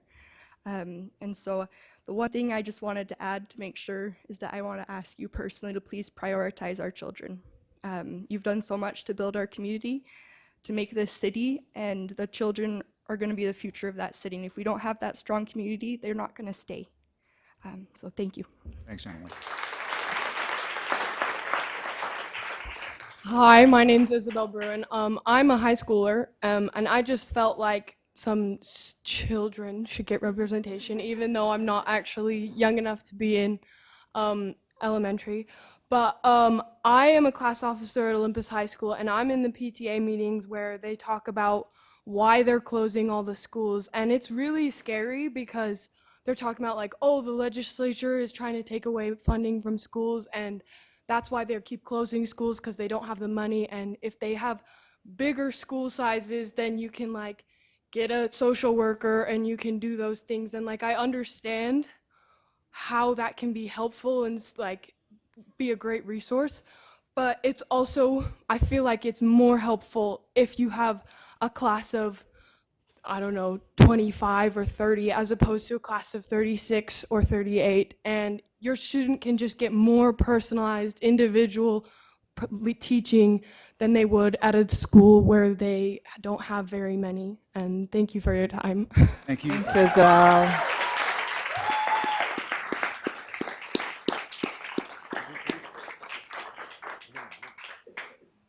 Thank Thank you, City Council, and thank you, Jim Hardy, who just helped me with my home remodel permit, and I really appreciate his team who did such a good job, so all praise. And thank you for listening tonight. I feel like you're accepting what we have to say and listening, and I see it on your faces, so thank you. I wanted to represent, like a few others have. Can you give us your name? Oh, sorry. Rebecca Simmons. I'm in Olympus Cove. And I just wanted to represent part of the community that don't have children, and we still care about our community having schools. And I wish I could have gotten the word out to my neighbors sooner, or you would have had another 10 groups of homes with adults here that don't have kids, because we care about our community with kids. One of the arguments that Granite School District has brought up about closing our schools is that we don't have enough children moving into the area, and that kids are aging out of the elementary school. And this is definitely true to a certain extent. However, on my street, we have 6 families on my little tiny block, and it's right behind the elementary school. And 5 of them have moved in the last 10 years. 4 of them still to this day have elementary age school kids. I have tried to voice my opinion to the Granite School District, telling them that of these 4 families, every one of them is going to Morningside because our school is not offering advanced programs. So they're going to close my school because we don't have kids, while Morningside has trailers to house our kids. And when they close my school, another 250 students are going to want to go to Morningside where the rest of the neighborhood kids are. And there's not room. And so they're going to be forced to go to other schools. So sometimes the solutions come from within, that we need to offer advanced programs and keep our kids in our schools. And maybe that school will need to close in 5 years, but maybe not today. I have tried to voice my opinion 3 times at Granite School District meetings, and they have listened, but it's too late. By the time the community learns about it, the schools are closing. So I want to tell you, we're not against Granite School District. It's certainly ranked very high. They've done amazing things. We're not against school closures, and sometimes those have to happen. It might need to happen in my own neighborhood. What we are for is local representation when those closures need to happen, when the boundaries need to change, and when the property needs to be sold. And someone else mentioned this too. Please don't let high density housing or a new Porsche dealership or something move into where our schools were, because we need the green spaces. So when it does have to happen, so we want you to know that sometimes you might think it's just because our school is closing, and that certainly has prompted this. But we know sometimes they have to happen, and we just want local representation when that does happen. Thank you, Rebecca. Thank you. Hello, my name is Matt. I live over by William Penn. I did not plan on speaking today, had no interest in doing it, but have just been overcome with all of these comments that I really felt like I needed to say something. I grew up in the Salt Lake School District over by Highland High School, and I myself am a product of an elementary school being closed while being there. In 3rd grade, Roslyn Heights closed down, and we were all shipped to Dilworth Elementary School. I could tell the toll it took on my parents, on my mom especially, and the stress and the levels. And I have vivid memories of being outside the Salt Lake City School District building, protesting with all of my classmates, holding signs as a little kid, not really knowing what was going on, but now being a parent, I can see what was going on. I'm currently a renter. I would love to live in the Millcreek area someday. But honestly, right now, Murray looks way more attractive. But I know with this feasibility study that we could obtain, that hopefully we can make those changes. And the last thing I'd just like to say is think about your children, what you would have liked as a parent to have them go to a school district that you felt like you had more say and more control in. Thanks. Thanks, Matt. Thanks, Matt. Hi, I'm Brian Hall. I live at 3400 East Brockbank Drive. I have the overgrown yard with the very tall sunflowers. I'm surprised you haven't cited me to this day yet. Don't tell on yourself. Yeah, you're not writing this down, right? I guess one point I just want to make really quick is I don't think anybody in this room would be for this if we really thought a disenfranchised District 1 or District 2 or South Salt Lake or anybody like that. We all have large families, we have busy jobs, and we just haven't had time to get out to Mrs. Catton's and Mr. Desirant's areas, and we plan to do that, but we've only had 6 weeks, and if any of us thought that this was horrible for your district or South Salt Lake, we wouldn't be up here in front of you with all these people today. So give us some time and we will go. I have my running shoes and my walking shoes. I have a 2-month-old at home though, and 2 other young girls. So we'll do everything we can, but I think it would help if you could even reach out to your people and see if they think it's a good idea to have the feasibility study. I mean, that would help us a lot too. And if you get a lot of blowback and a lot of people say no, then I mean, that would be, I think that would be helpful for all of us to figure out kind of where people are. Thank you. Thanks, Brian. Hi, I'm Chelsea Davis. I live over by Rosecrest Elementary School. One thing, just as I actually was not planning on talking either today, but just as I've been sitting here thinking and listening to everyone, is just I know it keeps on being said, but the community and all of those things, and particularly walkability, right? My children walk to and from Rosecrest every day. And I don't know if you know, but Granite School District, to be able to get a bus, you have to be 1.5 miles away from the school. And I have mapped out, you know, obviously we don't know what's going to happen, but to the 2 nearest schools to us, which are Upland Terrace and William Penn. And I am not 1.5 miles away. So my children would have to cross 33rd South. They would have to cross, you know, go around the S curve if they were to walk, or I'd have to be driving them. And there are just so many other aspects to it, right?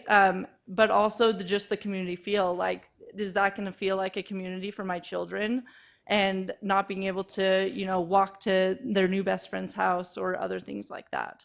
And I just think there are so many community aspects that bring a community and a school together when you can be close to your friends and your neighbors, that build up our communities. And so I hope you guys will just looking at doing the feasibility study, right? It doesn't guarantee anything, but it shows us what's possible. So thanks for your time. Thank you, Chelsea. Thanks, Chelsea. I will be really quick. My name is Mindy Lofgren. I live just over by Evergreen Junior. I know, as it's been mentioned tonight, one of the biggest pieces of pushback is that you're not hearing from the West Side or all of these different areas, but I'm a little bit disappointed in that excuse, shall we say, because Millcreek sponsors lots of activities that I don't necessarily agree with, such as Pioneer Day instead of Pioneer Day, or even dog races. I don't have a dog, or things such as these, but you do that because you're a city and you want to include all people. And the reason that we have a vote that this would go on the ballot is so that those people on the West Side, or those people that you haven't heard from, that's where they get the chance to share how they feel about this. We aren't asking that the entire city agrees that we get a feasibility study. We are asking that you believe that this is something to explore. And so we are asking that you be the leaders of our city and that you initiate this feasibility study, even if you haven't heard from a single person from the West Side, which I know that isn't true, but they will have that opportunity when they get to cast their vote on the ballot. If you are willing to stand up and be the leaders and the representatives that we need you to be, because as many have said, we need that local representation, and with that local representation, we can become an amazing district for our children, for our community, and for our future. Thank you. Thanks, Mindy. Thanks, Mindy.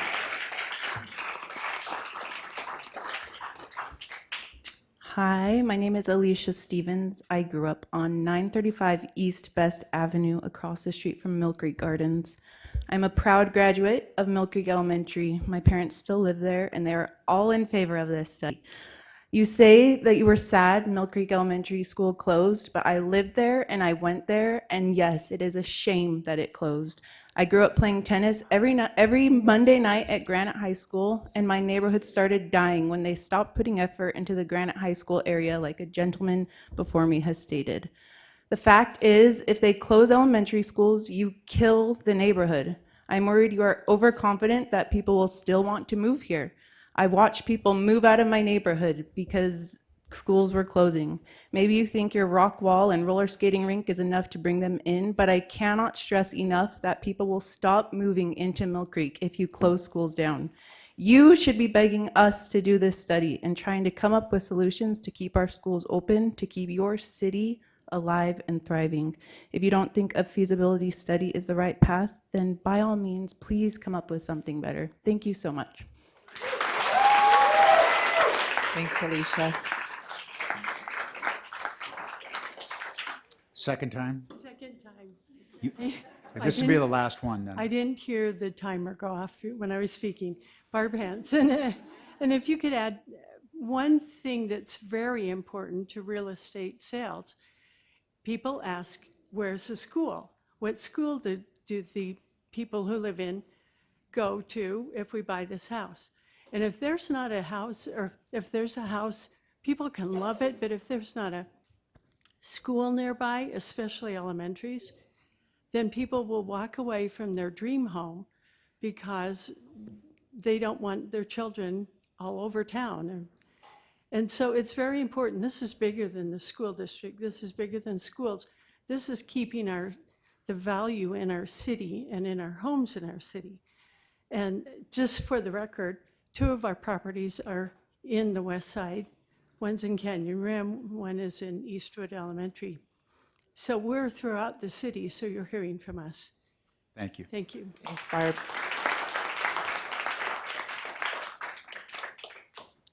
Good evening. I'm Lance Hobbs. I live on Lambourne.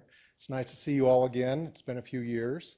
I just have one thing to say, and the reason we are all standing or sitting where we are right now is because this community decided they wanted local representation. Thank you. Thanks, Lance. Thanks, Lance. Okay, one more second timer, and then this is the last speaker, then we're going to close public One comment. addendum, community, All right. community, community is what I'm hearing. And my biggest regret sitting here tonight was that I wasn't here 2 years ago to fight for Millcreek Elementary, because the elementary schools are the heart of the community. Thanks, Lisa. Thanks, Lisa. All right, once again, thanks everybody. You're a very persuasive group, so we've heard you. So.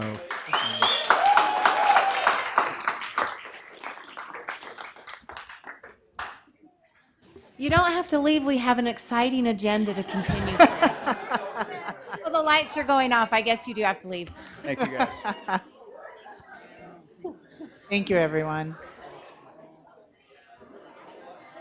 Right there.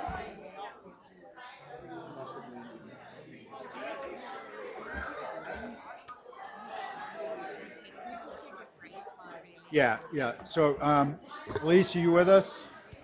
Elise? Mayor, I'm gonna. Okay, I have a motion to recess made by Sherry, seconded by Bev. All in favor? Aye. Aye. Aye. We're going to take a 5-minute recess.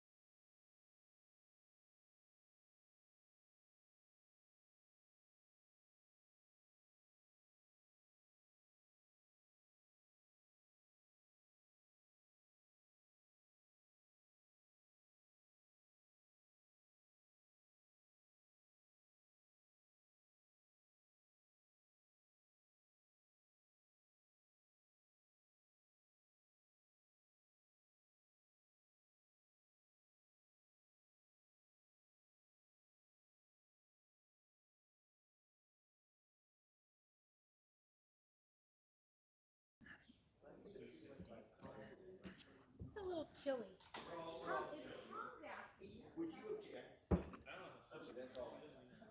I've got my jacket. You want a jacket? I've got mine over I may have extra jacket. I have a suit coat upstairs. Cold. Okay. Well, it may not be perfect, Tom. got but more. How cold are you? So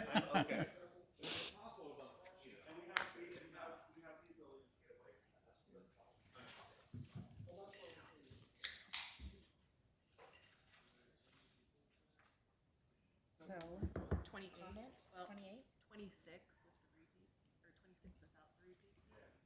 Yeah, I have 25 and then. Okay. All right, are we ready to come back? Amber. Amber lives in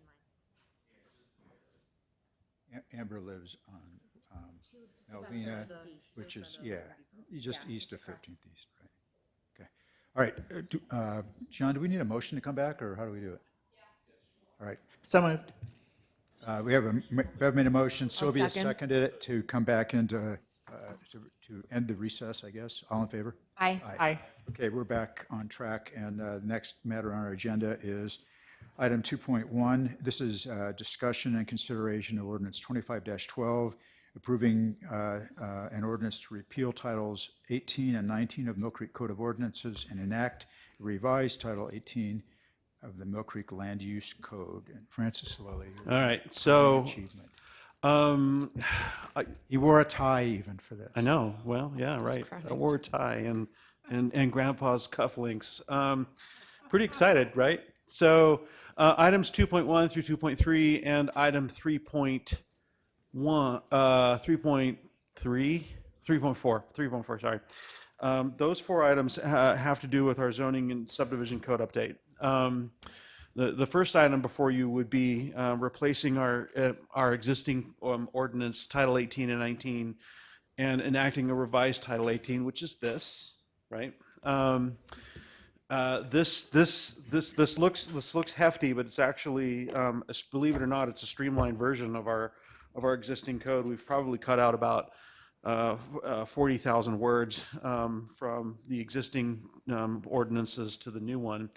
And this is really the culmination of a 2.5-year process, significant public engagement, significant discussions with our community councils, over 20 different recommendations, right, that we compiled at the very end. And we've gone through this. We've gone through this process with a fine-tooth comb. And I'm just here to ask you to help us carry it over the finish line and get this done. I do think that this code will produce better examples, better building. In fact, I think it already has. We've enacted a more streamlined residential code in the last several months. We've also enjoyed the benefits of an updated landscape code, which qualified Millcreek residents for landscaping rebates. We have better, more rational parking standards.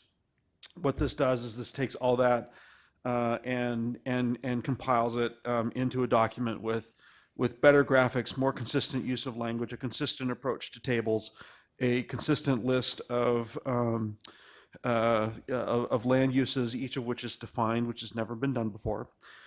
A procedures chapter that clearly outlines who does what and when, which has also never been done before.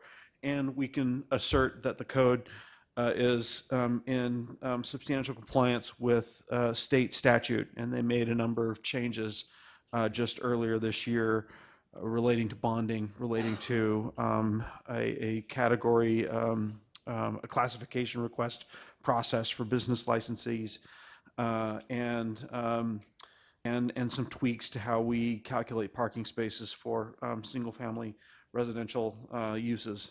I'm most excited maybe about the affordable housing incentives, which actually moves along our affordable housing plan in a significant way, because a few years ago we said that we were going to consider these incentives, and by adopting this ordinance tonight, we will get those incentives on the books.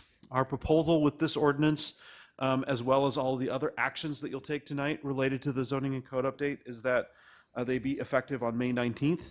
That will give us a little extra time to update our website, to activate our iWork portal for planning applications, to update our fee schedule, which will come to you at the next meeting, and to make any last remaining minor editorial fixes. I don't anticipate there will be many of them, but there might be a misfired reference or a period where there should be a semicolon and so on. So John, I you have wanna some speak to that? proposed language when you're ready for that. So our request is, when you enact title, item 2.1, item 2.3, and the item relating to the bonding language in 3.4, I believe, that we include 3.5, that we include that language. I don't know if you have any questions. I could talk about this for hours, but I don't want to. So this is Francis's opus, and you've been talking to us about this for 6 months, and a number of us have heard discussions at our community councils or planning commission about these changes, and we've been through them rather thoroughly, although there may be people in the public that haven't. And I'd like to, unless our council has any questions for Francis, I'd like to ask, are there members of the public that would like to be heard with respect to these proposed ordinance amendments? Russ, when you come forward and give us your name for the record, even though I know who you are.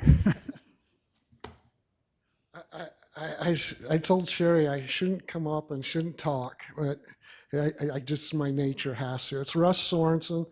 I have some projects here in the city, and when we started this whole thing many years ago, I had this vision of our city center to be a unique property, that it was something that would, the architecture and the concepts would bring people here more, just as much as the amenities. And so I applaud what Francis has done, because we've become we as developers get focused on a recipe, and we bake it over and over and over and over because we know we can see it, we can do it. But there's a few of us weird guys that want more out of our buildings, right? We want to leave something that's spectacular. I mean, I love the Russians. Soviets built some great housing, right? I just don't want to live in it. I just don't. So with these opportunities that Francis is proposing, he gives us some flexibility in our construction that we're not finding in the planning commissions. My experience with the planning commission, on the Linda's parcel, I have a box. That's what they boxed us into. With this development agreement and those possibilities, I got some really neat condo units for sale. One of the problems I have with the city is the city center is a city of apartments. And hopefully with these flexibilities, to live in a condo, it's different than living in an apartment. I own it. I want it to be special. I want it to be like my house. So having some of these development flexibilities will give us, I got 4 units designed that are townhome units in a high-rise building. Where do you see that? Now I have that opportunity to build that, right? And so these things there's more vision in that than you understand. I will leave one example. Many years ago, people hate tall buildings, right? They hate tall houses. So Salt Lake County, in its wisdom, created a height restriction, universal height restriction. What it did was shape the architecture in Salt Lake County. It created flat roofs and contemporary houses. I live in a Tudor house, right? I couldn't build that house today. Couldn't build it. So you've taken an architecture, a diversity of building and expression. With this, hopefully we get some of that back for the city center to be able to produce some things. We're working with Mike on a 24-unit affordable housing condo project on Boa Vista. With these changes, I can get better units because I don't have to fight the setbacks and the step backs that the Planning Commission has locked us into. So now somebody who can afford an affordable unit can have the same style, the same quality that somebody who's going to pay $2 million for another condo, right? So I appreciate you guys' efforts, but I just support this from a development standpoint, that it's going to bring a lot more architectural diversity to our city. And I applaud that. So thank you guys. Thanks, So Russ. thank you, Russ. And I just want to first commend you for sitting through this long meeting to make those comments. People would usually come and yell at us for not liking it, but to come here and support it is awesome. And the other thing I want to do, sir, is to thank you, because what you see here, what we've done with the city center would not have been this way if it wasn't for you. You're the guy that had the germ of the idea that there should be something through the middle of this block, right? And maybe it wasn't Millcreek Common, but that was the idea that blossomed into what we have today. And you are visionary, and I appreciate the contributions that you've made to this city. And thanks for your comment. Thanks. Yeah. Okay. Any further discussion on this? Francis, you've done yeoman's work on this, and I appreciate it. I hope you have more of this kind of stuff in you in your career, because it's you also have done great things for shaping this city. And this code revision, I think Russ is right. It will be able to promote some more creativity, and it also will do something that. While we've gotten compliments for our building department, I know that sometimes it's really difficult for people to navigate that, and the way our code has been set up, where things are, oh, you didn't know about that chapter over there? Oh, now it's all in one cohesive place where people can understand it. It's more visual. You can see, diagrams and things like that of what we're talking about. So it's a lot more intuitive and just a much better product. I appreciate it. Mayor? Yeah. On the way out, I was visiting with some folks who were here for some of the public comment, and they said, now in this planning thing coming up, what's that all about? And I said, well, to make a long story short, we inherited as a city, basically the county's planning code, and we've tweaked and chewed around the edges for years and years and years. But finally, for the first time, we have had from soup to nuts a full comprehensive rewrite, and it's gone through all the planning commission process, or all the community councils, planning commission, and even multiple meetings at the council level, where we will have one that isn't just a hand-me-down from the county that we've tinkered with, but really one that was drafted from the ground up of what works for Millcreek. And we know better now than we did 9 years ago of what works for Millcreek because of the experiences we've had and the leadership of this mayor and council. So huge kudos to Francis and his team. Our city attorney, John Brams, is heavily involved. But I'll tell you, Francis every once in a while has things that happen. He's like, wow, most planners don't get to do this in their career. And he's had unicorn after unicorn after unicorn in this amazing city of Millcreek. And tonight is one more of Francis's unicorns. And so huge kudos to him for pushing this boulder up the hill for the benefit of this city. Francis, you get to keep your job. Happy to report. Francis said he would We're here quit to if we stay. didn't pass this tonight, so. This has been amazing, and I will miss our airport zoning. I will too. I've always wanted a Millcreek International Airport. Yeah. I'm the only one. Apparently we'll have hover, I don't know, flying taxis or whatever. That's what the legislature really The wants. vertiports. Yes, the vertiports. Thank you. But if there's no other discussion, then I'd be honored to move that we approve Ordinance 25-12. Approving an ordinance repealing Title 18 and Title 19 of the Millcreek Code of Ordinances and enacting a revised Title 18 Millcreek Land Use Code. With what? Second. Yeah, what was Do you, I have some suggested language? Yeah, yeah. so we're going to ask you to amend your motion to include a revision that would permit Thanks, Russ. staff to correct typographical and non-substantive errors. Could I give you a? Yeah. I've got it here. That blank, whoever that person is authorized to make non-substantive changes to this ordinance, including but not limited to corrections of typographical errors, grammatical mistakes, formatting issues, and updating or correcting internal cross-references without requiring additional approval. Such changes may not alter the meaning, intent, or substantive content of this ordinance. And I would recommend that we use the planning director as the person that makes those changes.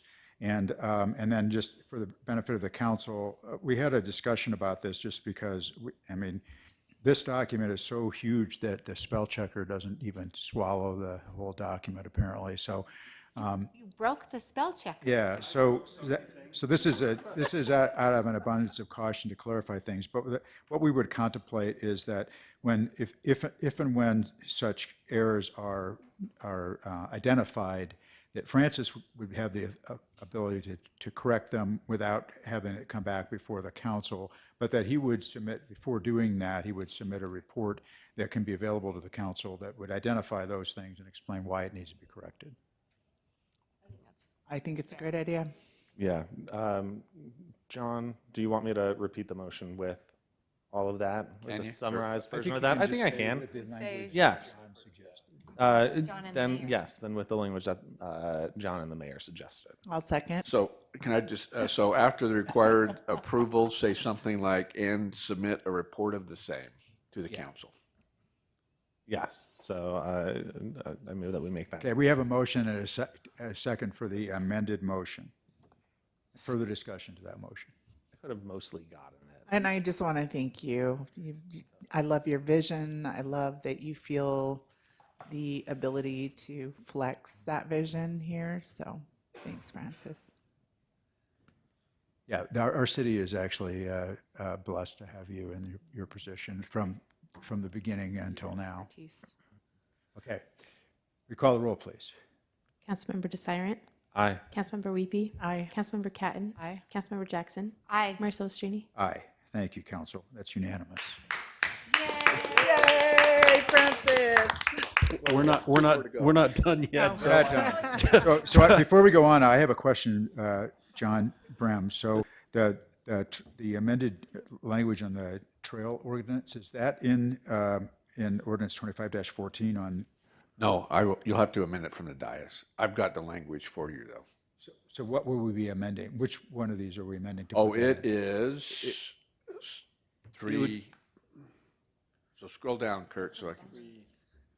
No, it's 2.3. 2.3? Is it 2.3? I thought it was 2.3. But Amending and restating Title 14. Places? 2.3. Is this trail language you want to insert into Title 14, John? I thought I gave that to you to amend.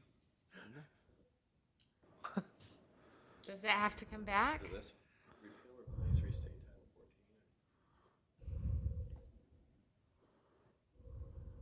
Scroll down, let me see what I don't think you gave it to me. No?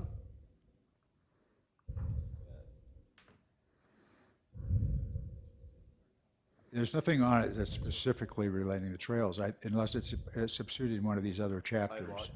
I'm a doughhead. I must have missed it. I'm sorry. Okay, so Do we'll have that on our next agenda. On our next agenda? Okay. Yeah. Okay. I rescind my applause. So, council, what I'm talking about is the ordinance amendment that would prohibit the use of essentially motorized vehicles Oh, yeah. on our trail system. With the fine, yeah. Okay. Yeah. So I can see Chief Petty Brown's kind of sigh of relief. I have another 2 weeks before it. Item 2.2 would repeal the residential compatibility overlay zone and the foothills and canyons overlay zone. We're not repealing that and leaving that with nothing, right? That's the standards of our cause are now found in Title 14. I'm sorry, Title 18, and instead of a foothills and canyons overlay zone, we will now have a sensitive lands standard. So these zones now become superfluous. I'm particularly excited about this one, not because the standards were wrong. There's nothing wrong with the standards. It was just this situation where they were in too many different places at once, and it kind of caused a lot of drama. So Yeah, and people didn't see it, and it was an overlay. We don't need it to be an overlay at this point. So, correct. all right, I'll entertain a motion to approve ordinance 25-13. So I move we approve ordinance 25-13, repealing the residential compatibility overlay zone and the foothills and canyons overlay zone. I'll second. Okay, motion by Sherry, seconded by Sylvia to enact ordinance 25-13. Discussion to that motion. Seeing none, you call the roll, please. Councilmember Jackson. Aye. Councilmember Catton. Aye. Mayor Silvestrini. Aye. Councilmember DeSirant. Aye. Councilmember Weepy. Aye. Thank you, Council. That's unanimous. Let's go now to ordinance 25-14, which would amend and restate Title 14 of the Municipal Code regarding highways, sidewalks, and public places. Francis. This simply amends Title 14 to bring the terminology and concepts in alignment with those of our new Title 18, particularly as it pertains to driveways, sidewalks, and the like. There was language that was in the subdivision code that we're pulling into Title 14 as well. Those are all the engineering standards at the end. And I would suggest you add the same amendment from the dais that it can be fixed. Same amendment to allow the corrections as John Brems and the mayor stated. Mayor, I'll move that we approve Ordinance 25-14, amending and restating Title 14 of the Millcreek Municipal Code regarding highways, sidewalks, and public places, with the previously aforementioned language that the mayor and John Brems spoke about, giving Francis the ability to amend minor text corrections with approval by the council. Yeah, or just a report. Not with approval, just Or with Just a reporting to the report. council. Thank you. Yeah, so if we have a problem with it, we can change it. I'll second that. Okay. Motion by Tom, seconded by Sylvia to approve ordinance 25-14. Any further discussion? Will you call the roll, please? Councilmember Desirant. Aye. Councilmember Catton. Aye. Councilmember Weepy. Aye. Marcellus Strini. Aye. Councilmember Jackson. Aye. Thank you, council. Unanimous again. Okay, that's our planning matters. Thank you, Francis. Let's now go to business matters.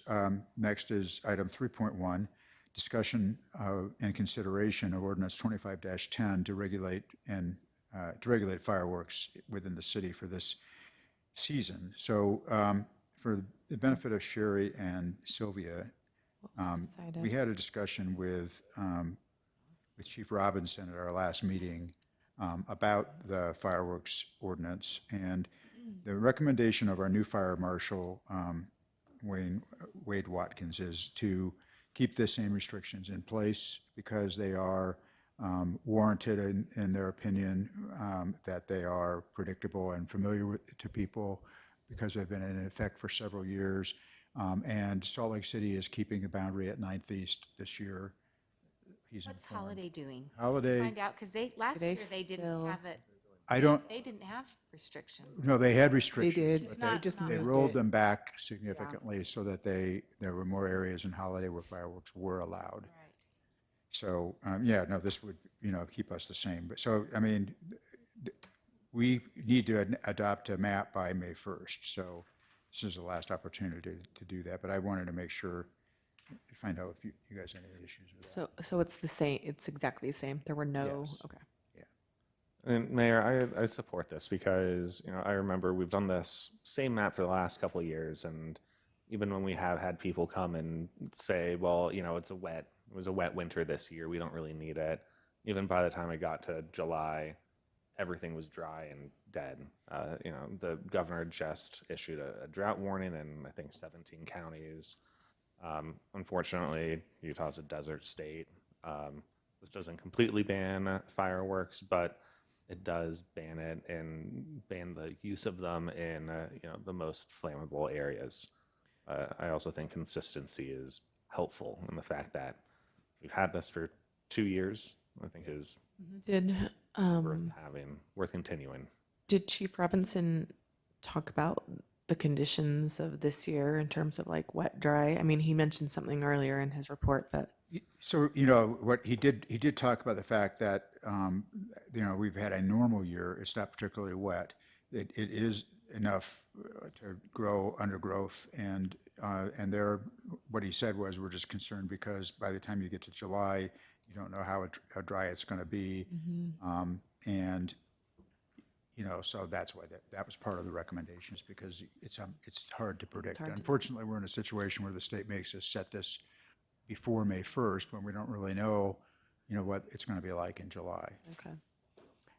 And one comment I made to also Sherry and Sylvia was, we wanted at least the experience, and it was recommended that we keep the boundaries for 3 to 5 years, and we're right at that marker. I think we have one more year, right? This is our fourth year. Our third. This will be the third. This will be our third year. So Is it possible, it's a different discussion, but it seems so difficult to have a ban and then have all our grocery store parking lots with big, huge fireworks. So I think the state may have changed the law on that. Might you know if they did that? They were going to. I thought that they did. Well, there was a proposal, I don't know if it passed, to say that that they couldn't sell from a location that was in a restricted area. So I don't know if that passed, though. And then if it did pass, what is the enforcement on that? Whether it is the grocery store that we. Oh, it was any location, not just grocery stores, but, Right. but in our community, that's where. About the big tent, you know. Yeah. That's, Yeah. those are screaming. Yes. Fireworks. And that's what I meant. Like, is it the firework owner with the big tent, or is it the grocery store who's allowed it? So I think what is enforcement. the normal case is that because they're in tents like that, it's an outside vendor that gets the permission of the store and probably pays them some rent to have a tent there. Yeah.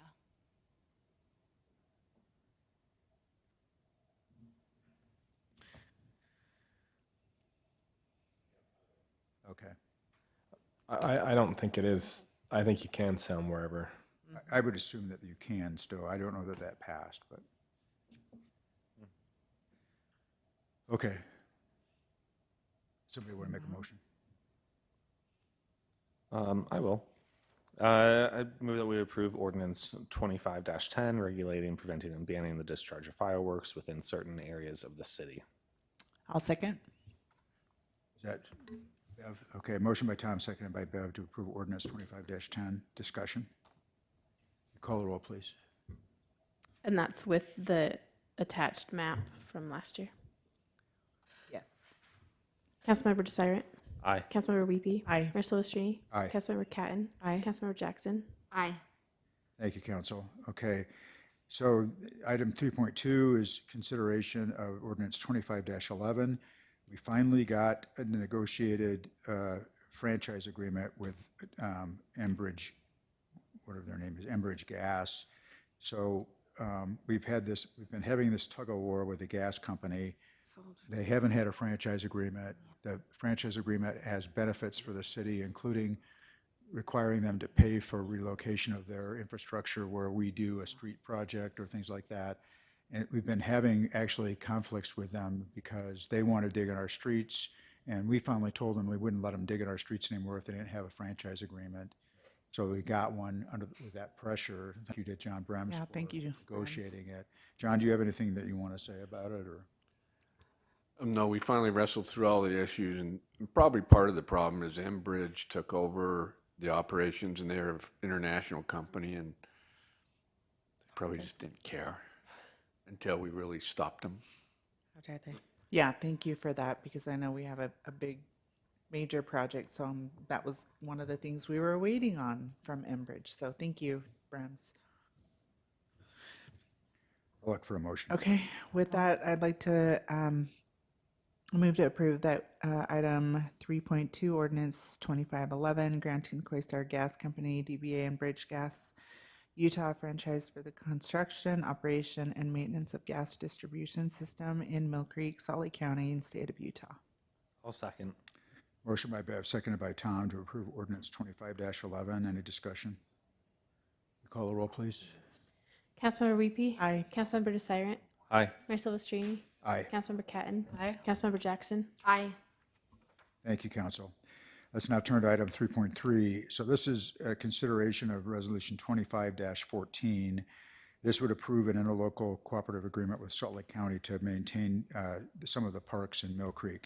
There is a fee increase on this, but we haven't had one in 5 years. Correct. It's a fee increase, I think, of $30,000 on a $400,000 contract. And it's their first one in 5 years, so. And they're not picking up any of our new park space, like on Mount Air Streetscape or any of that? No, we have an independent, we have a contract, and Kirk could speak to this, that does the Common, Mount Air, and even the Czech City corner that we bought. So they basically told us that that was outside their area of expertise, because these are kind of like different amenities rather than just mowing grass and turning on sprinklers. So we'll have to make arrangement. We've made arrangement for that through private contractors. And, you know, I mean, someday we may look at whether county parks is still, you know, a viable partner to do everything that we need them to do, especially when we add Millcreek Common Phase 2, and I assume that's going to be in the same category. But But until now, it's a reasonable increase given the costs that have gone up, in our economy and everything else. It's actually rather surprising we haven't seen an increase up to this point. 5 years, I'm actually surprised. Yeah. Um, Now, I'll add their service quality hasn't stayed constant 5 years. And No. part of that's not their fault. Part of that's just it's been tough to hire people, right? But it has been a way they've controlled costs is with quality. Well, they've still been doing it. I mean, we haven't had complaints about that. Right, but to their credit, it's also hasn't raised it. Right. So.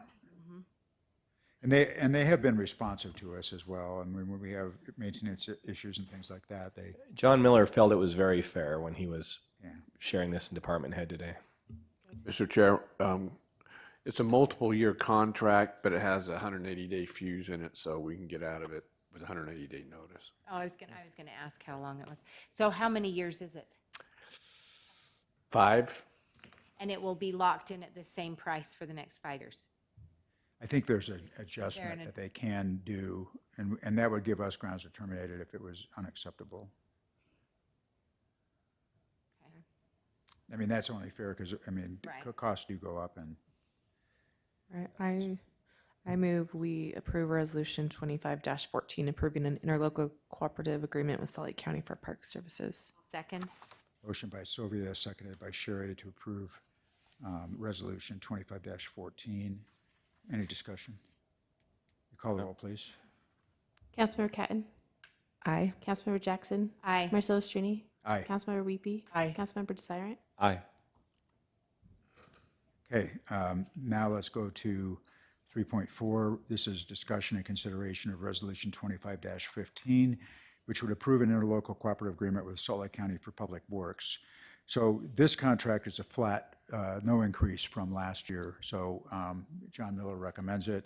I don't know what else to say about it. We rely upon the county for plowing our snow and doing certain street maintenance. There are some issues that we have with them about whether they can handle the entire scope of work that we have for them.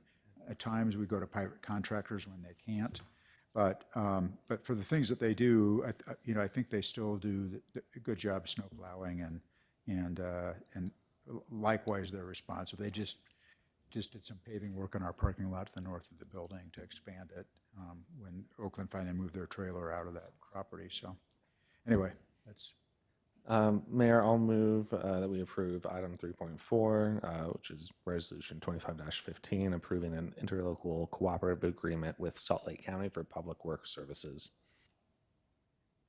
I'll second. Okay, motion by Tom, seconded by Sherry to approve resolution 25-15. Any further discussion?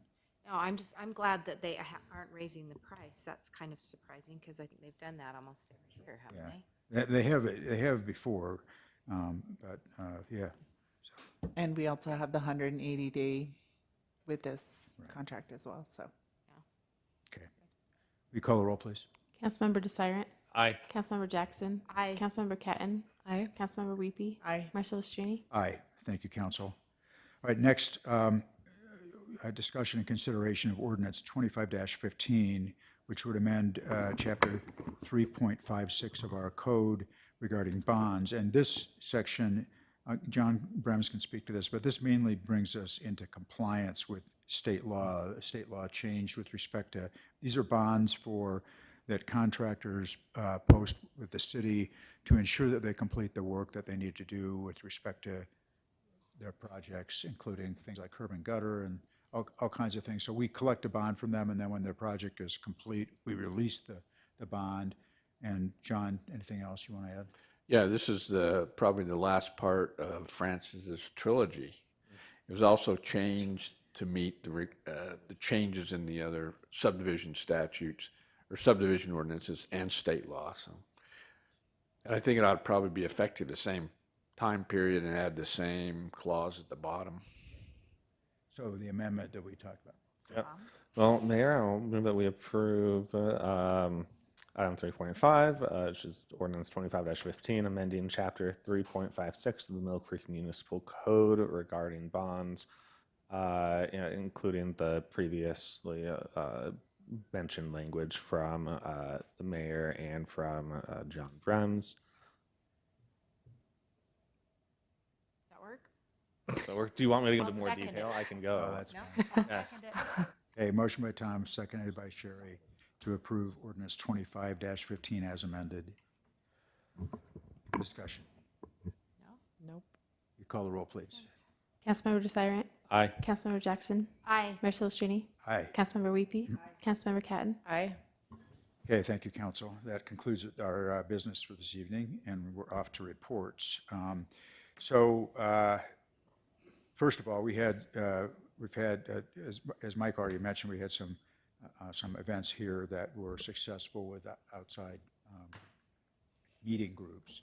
I know that some of you got here last weekend for the dachshund race and things like that, or went maybe 2 weeks ago. I went to Dutch King Day, which was actually pretty fun. I ate some schnitzel and spätzle, and it was like, twice as many calories as I would normally eat. It was still, It was probably it was good. delicious though. And it was actually a pretty well-attended event, and there were some amazing skating going on. There was this one guy that, I don't think he was even one of our people, but he was skating around the loop, and it's hard to even I don't even know how he did this, but so he was on his skate, but he was like laying down with one leg out straight. So he had to have like an ankle that bent at like 90 degrees or something like that. I don't know how he did it, but he went like just coasting like a quarter of the way around the rink that way. Anyway, it was pretty cool. So lots of orange that day. Then the other thing that I'll just say, as the council is aware, I stepped in to try to get some assistance for some refugee families that reside in Millcreek who had received some letters from the Department of Homeland Security. We've been able to determine that they were actually from the Department of Homeland Security that required them to move out of the country within 7 days or be considered federal fugitives. And we were able to generate quite a bit of publicity about that. And I'm happy to report actually that both Congressman Burgess Owens' office reached out to me. They've been the most proactive. They asked me to, that they would try to assist these people, give them some comfort that they would at least get a due process hearing before they were, arrested. And these are families. These are people that actually had been admitted into our country before they entered. They'd been given permission to enter the country as refugees. And they do have to establish that they're entitled to that status at a hearing that's set down the road. But they did not enter illegally, and yet they were being told without a hearing to leave. So they are connected with legal counsel, and as an aside, I wasn't, this isn't a city venture, but my wife did start a GoFundMe account, and she transferred more than $12,000 that was raised between the Friday of the news conference and Monday when she sent that check. And most of the activity in that GoFundMe is over now. I don't think we're seeing the same level of contributions, but at least that's an impressive amount to collect in 3 days for those folks. So hopefully they'll get some help. And I want to just say the support that these families got from their community here in Millcreek, their neighbors, was remarkable and heartwarming. And those people came to that press conference and actually were advocating for their neighbors, and it was really, really nice to see. All we're really asking for here is fairness for people that, there's no indication that they're criminals or anything. They entered a country lawfully and should be credited for that, I guess, in my opinion anyway. But anyway, that was an exciting time on Friday, or the day after my hernia surgery. Stuff. And I paid for it on the weekend too. I went home after that. I probably shouldn't have been that active, but at least I had a nice weekend to recover. So That's good. Anyway, we do have upcoming community council meetings and all that, but that's everything. There are council member reports. Tom and I were here on Friday for Earth Day. And I was here for that part of that too. Yeah, and it was a nice event, and we just appreciate our community life team as our award-winning community life team. And it was nice to see all of you at the opening of the Jordan River Yeah. Trailhead on the Jordan River. We have a new Jordan River Trail. Yeah. Yeah, I also attended Dutch King's Day. It was very fun. I did not eat any schnitzel or whatever the other thing you said. Spätzle. Did not eat any of that. And then I also attended just last week the Utah League of Cities and Towns meeting conference down in St. George, along with Councilmember Weepy and Mr. Manager. Thanks for going to that, you guys. I appreciate it. Yeah, I was just going to add to that. And then just so you know, we have, this is so nice and early for us, but we have the Pacific Islanders Skate Night coming August 1st. The committee's working really hard to make it fun. Sounds like we're going to have a 90s disco theme. So it should be fun to see a bunch of Pacific Islanders on roller skates. And we just go into our closet and pull out our 90s clothes. The Pacific Islander disco ball coming down from the sky. I can see it now. Something like that. Be ready, be ready. We all Disco ball with lays on it, right? You never know. That's a great idea. I'll pass that on to the committee, Mayor. I think it's a great idea. We all attended the Interfaith Quarterly Lunch. I thought that was I think Kayla did a great job at that. And then I have to say, you know, I was busy in our mock interview, in our mock emergency earthquake with Chris at our all-staff meeting, because I was climbing over the rubble that it would take in a 7.2 earthquake to get here. But I thought it was a great exercise for the team, but also something that we should probably at least have a dialogue in a work session. Sherry was there and I came late, but something to just be prepared for. We hope, you know, we never have to do this, but it'll be great to have Chris come in and maybe during a work session in the near future so we can do it while it's fresh. That'd be great. Other than that, the ULCT conference was not warm at all. In fact, we had a snowstorm coming back, so wasn't the great, nice and sunshiny weather. I think it's a good one to miss, but Yeah. I'm glad about the choice that I made to not go and have surgery then instead. But Yeah. it's nice to be on the mend. So that's it for me. And then I am planning on doing this Thursday East Millcreek. I am too. Okay. And there's also a Neffs Canyon project meeting, so I will be at that meeting, and it looks with Dan, with our engineer team. And then I will also be there on Monday for the Millcreek end of year youth council party, as well as the Mount Olympus Community Council. That's all I've got. Okay, thanks. It's a lot. Okay, well, thanks, you guys. We have did the treasurer's report. We did staff reports. No, nothing else. UPD chief, you've been the most patient person. I need the alarm to wake me up. Elise, could you do that?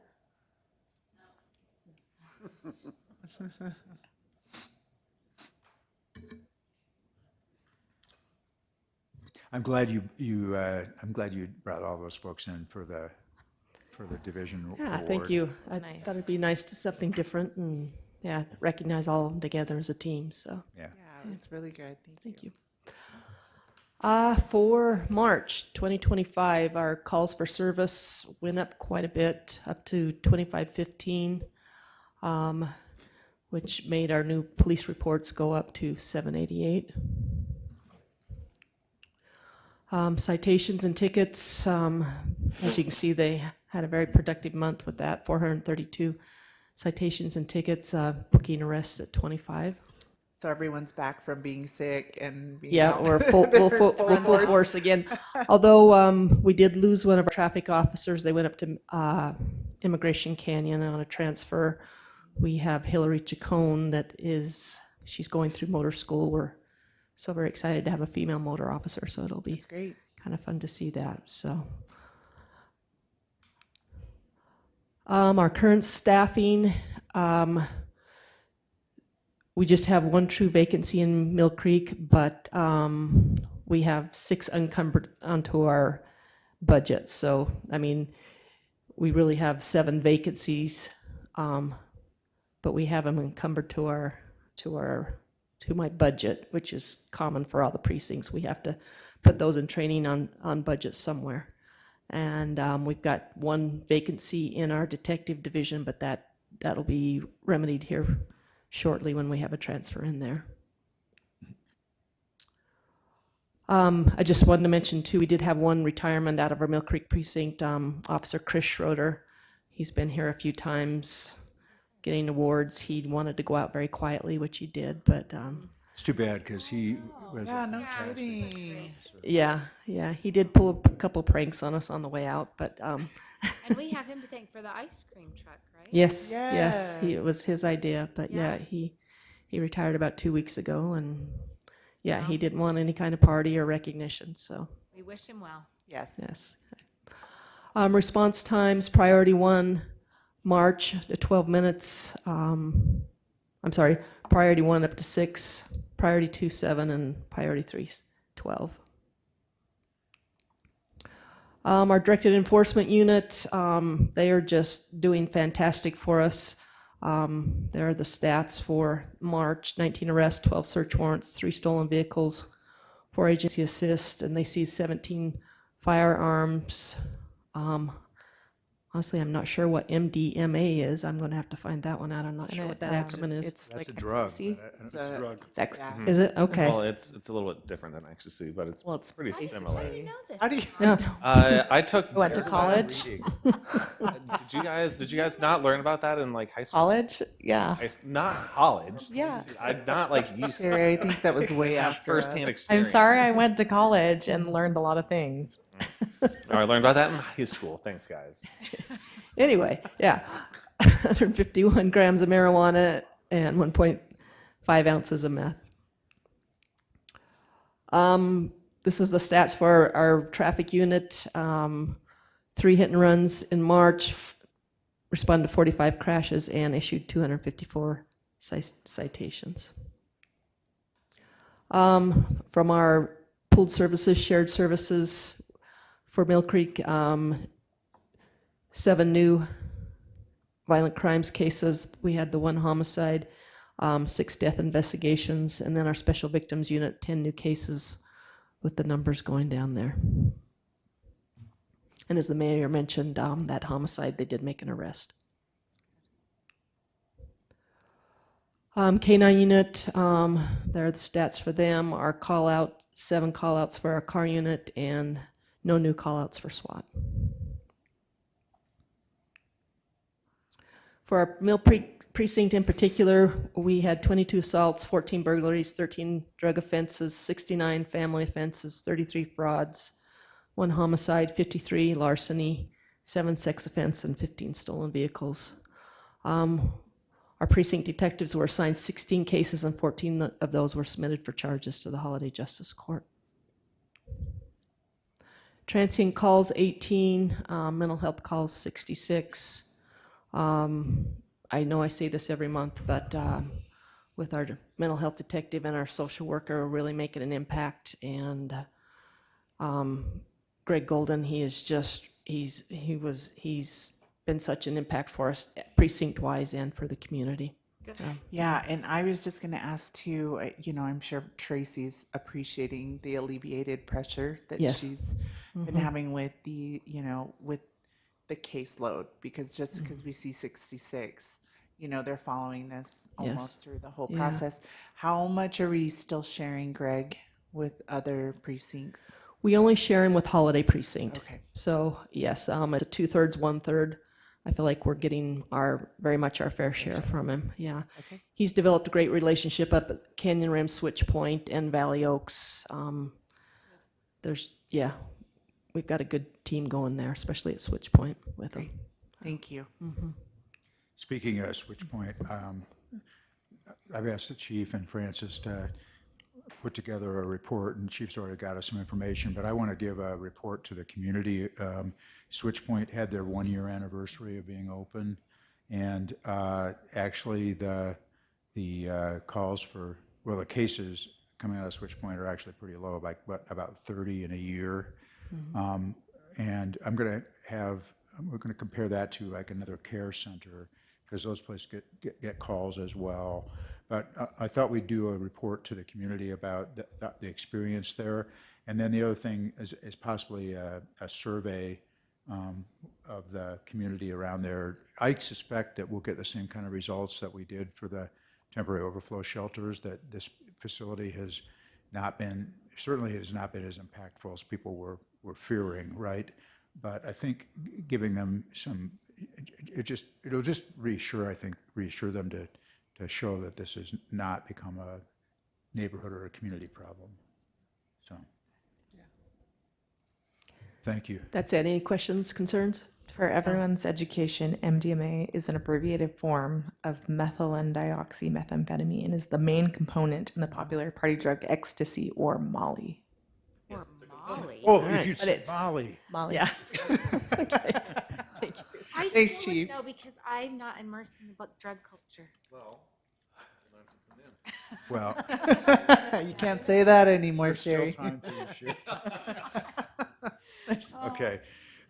So we just kind of I've had a couple of sidebar conversations with council members following the public comment that we had, the extensive public comment that we had tonight. And I think based upon that, without objection, or we can talk about this, but I think we'll have our staff put together, see what kind of survey facilities we can conjure up with on MailChimp with our electronic newsletter at least, and offer a survey and try to get some more community feedback, solicit that, as opposed to just depending upon people to come in and give us public comments, so that we make sure that we're listening to our community. I think we may need to do a printed newsletter too, just because that reaches more people.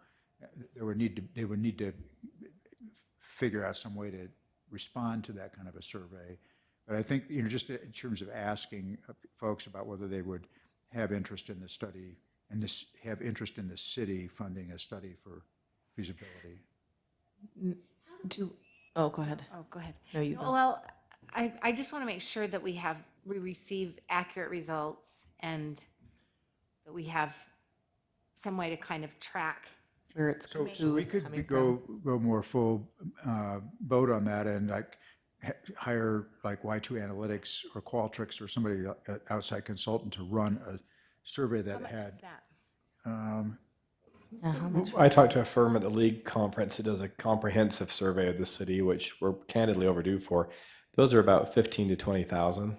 So So you've almost paid for I your. know, for the feasibility How much study. is the feasibility study? I don't mean, know. they're saying. So the number that's been bandied about is 50,000. Yeah, I don't 50 know to if that's 60. right or not. I don't either. How do I we think it's find just out? dependent on what is Well, needed, right? Mayor, for next steps, I'll put together a meeting of myself, Rita Lund, our communications director, you, and I don't know if there's a member of the council that wants to be part of that.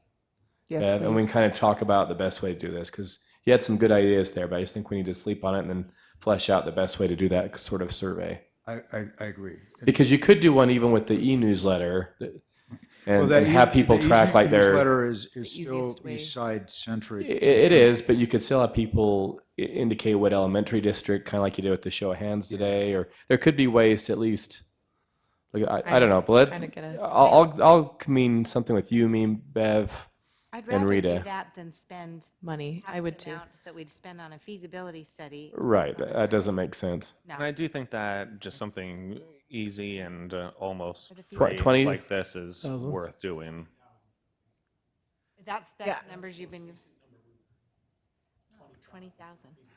I mean, they're trying to. So- And yeah, I mean,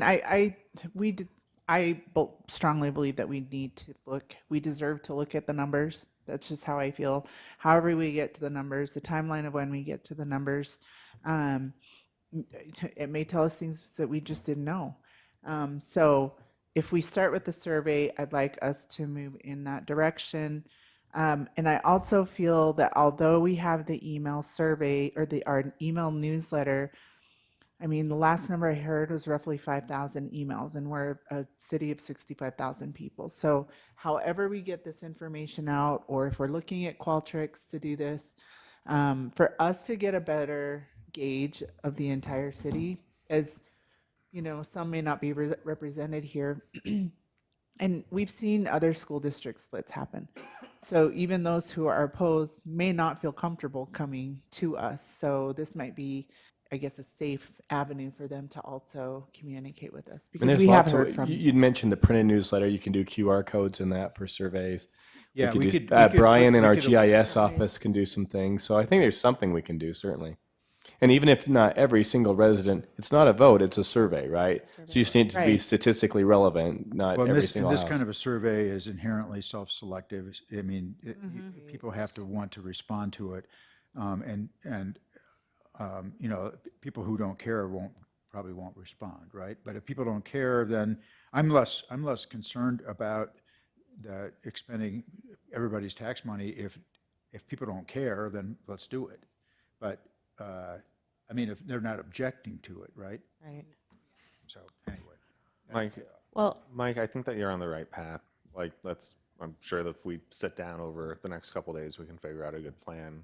Sorry, Sylvia, I didn't. no, I was just gonna say, and we need to figure out how much it would actually cost and get that, because I think that we have to really make sure that we can hold expectations, because if we're sending out any type of email or printed survey, that will immediately spark there's the city's behind this, they want to do this. So, I mean, we need to know. Well, how we phrase the question, of course. Right, and we need to know how much needs to things be cost, neutral. and we need to Is know. LRB, is this the type of, Yeah, I think study your Zion's LRB? Public Finance, your LRBs, LRB there, or there's a lot of something. groups that would do a Can we send out feasibility just study. kind of a Like a exploratory feeler, or just like an email question and asking. say, can you give us a ballpark? Just Sure, what we're we can do looking- that too. I think that's worth it. I think it's worth it. So do I.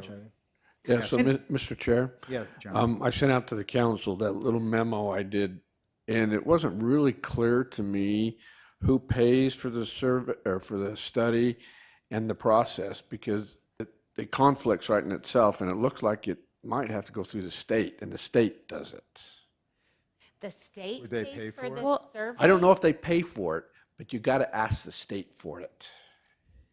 The state Board of Education? I No, mean, it's the state legislature. auditor or something. Okay. It's in that memo that I wrote. But there can be some phone calls that your staff makes the next day or two to Right. flesh that out as So, well. so let's figure that Utah out, code, what it costs yeah, and what the and what- mechanism is. And I think, And I'm not an expert at it. I've just read the statute and tried to make sense of it. thank you. It appears that the state commissions this study and requires a request of the Legislative Audit Subcommittee to prioritize a feasibility study.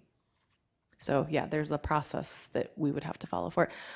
That's another thing to add to whatever article you're putting in the email newsletter is a very specific and realistic timeline, because I think that's one of the things that like I've been hearing, that we need to get this done as fast as, well, we can't get it done as fast as we can because we have to follow a procedure. So It's 2 years before you can exact. I start. mean, Alpine District didn't theirs Right, take well, like 3 and- years? City Attorney Brems was at Harriman when they went through there. This is back when Canyon split from Jordan. Oh, yeah. It's a process, right? It's a process, Yeah. but along with the timeline, I mean, even now, we've got, you know, what it looks like to even come before the council. And then how that actually plays out with our communications or our, whatever it is we're doing with Granite School District. Because I know I haven't heard back from Julie Jackson. I've been trying to reach her for a week. I just got an email from her because I Oh. asked her about making sure that a representative from the Canyon Room community was included in any kind of committee, and she just emailed Okay. back at an hour, 2 hours ago, and just said, "Thanks for pointing this out. Let me chat about it with Steve Hogan and Ben Horsley. You have a Okay. point here." I have not received a call back, a text back, or an email. So part of it too is, you know, what is this community initiated meeting that the district or community members are having on the 7th of May? And It's all not it- community initiated. it's district. It's supposed, from what I've been told by Drew, that at Julie's suggestions, the district is forming a committee involving city council representatives, school community council representatives, parents, and I don't know who else, from like each of the schools under this, involved in the study. So has anyone Steve else? Hogan is organizing it, and I've not heard anything from anyone but Drew, so I don't So know. Mill Creek's not even at the table for this district discussion. Well, we haven't been contacted about it, that we, Trying. Well, I know when some of you met with Steve Hogan, he said he'd definitely have follow-up meetings with members of the council and solicit your input as this goes forward, so. Yeah. but if there's a committee that's involved in looking at this and making recommendations, I think They should come. We should be at the table as well. Yeah. on there. Agree. Okay, we have consideration of our minutes from March 24 work and regular meeting and April 14 work and regular meeting. I move we approve items 5.1 and 5.2. Second that? Motion by Tom, seconded by Sherry to approve those minutes. All in favor? Aye. Aye. Okay, those are approved unanimously. And any other matters that we need to consider tonight? No, that was a long. Motion to adjourn would be in So order. moved. Second. Ev and Sherry made the motion. Should we discuss this? Oh. It's non-debatable. All in favor? Aye. Tom, you always. You discussed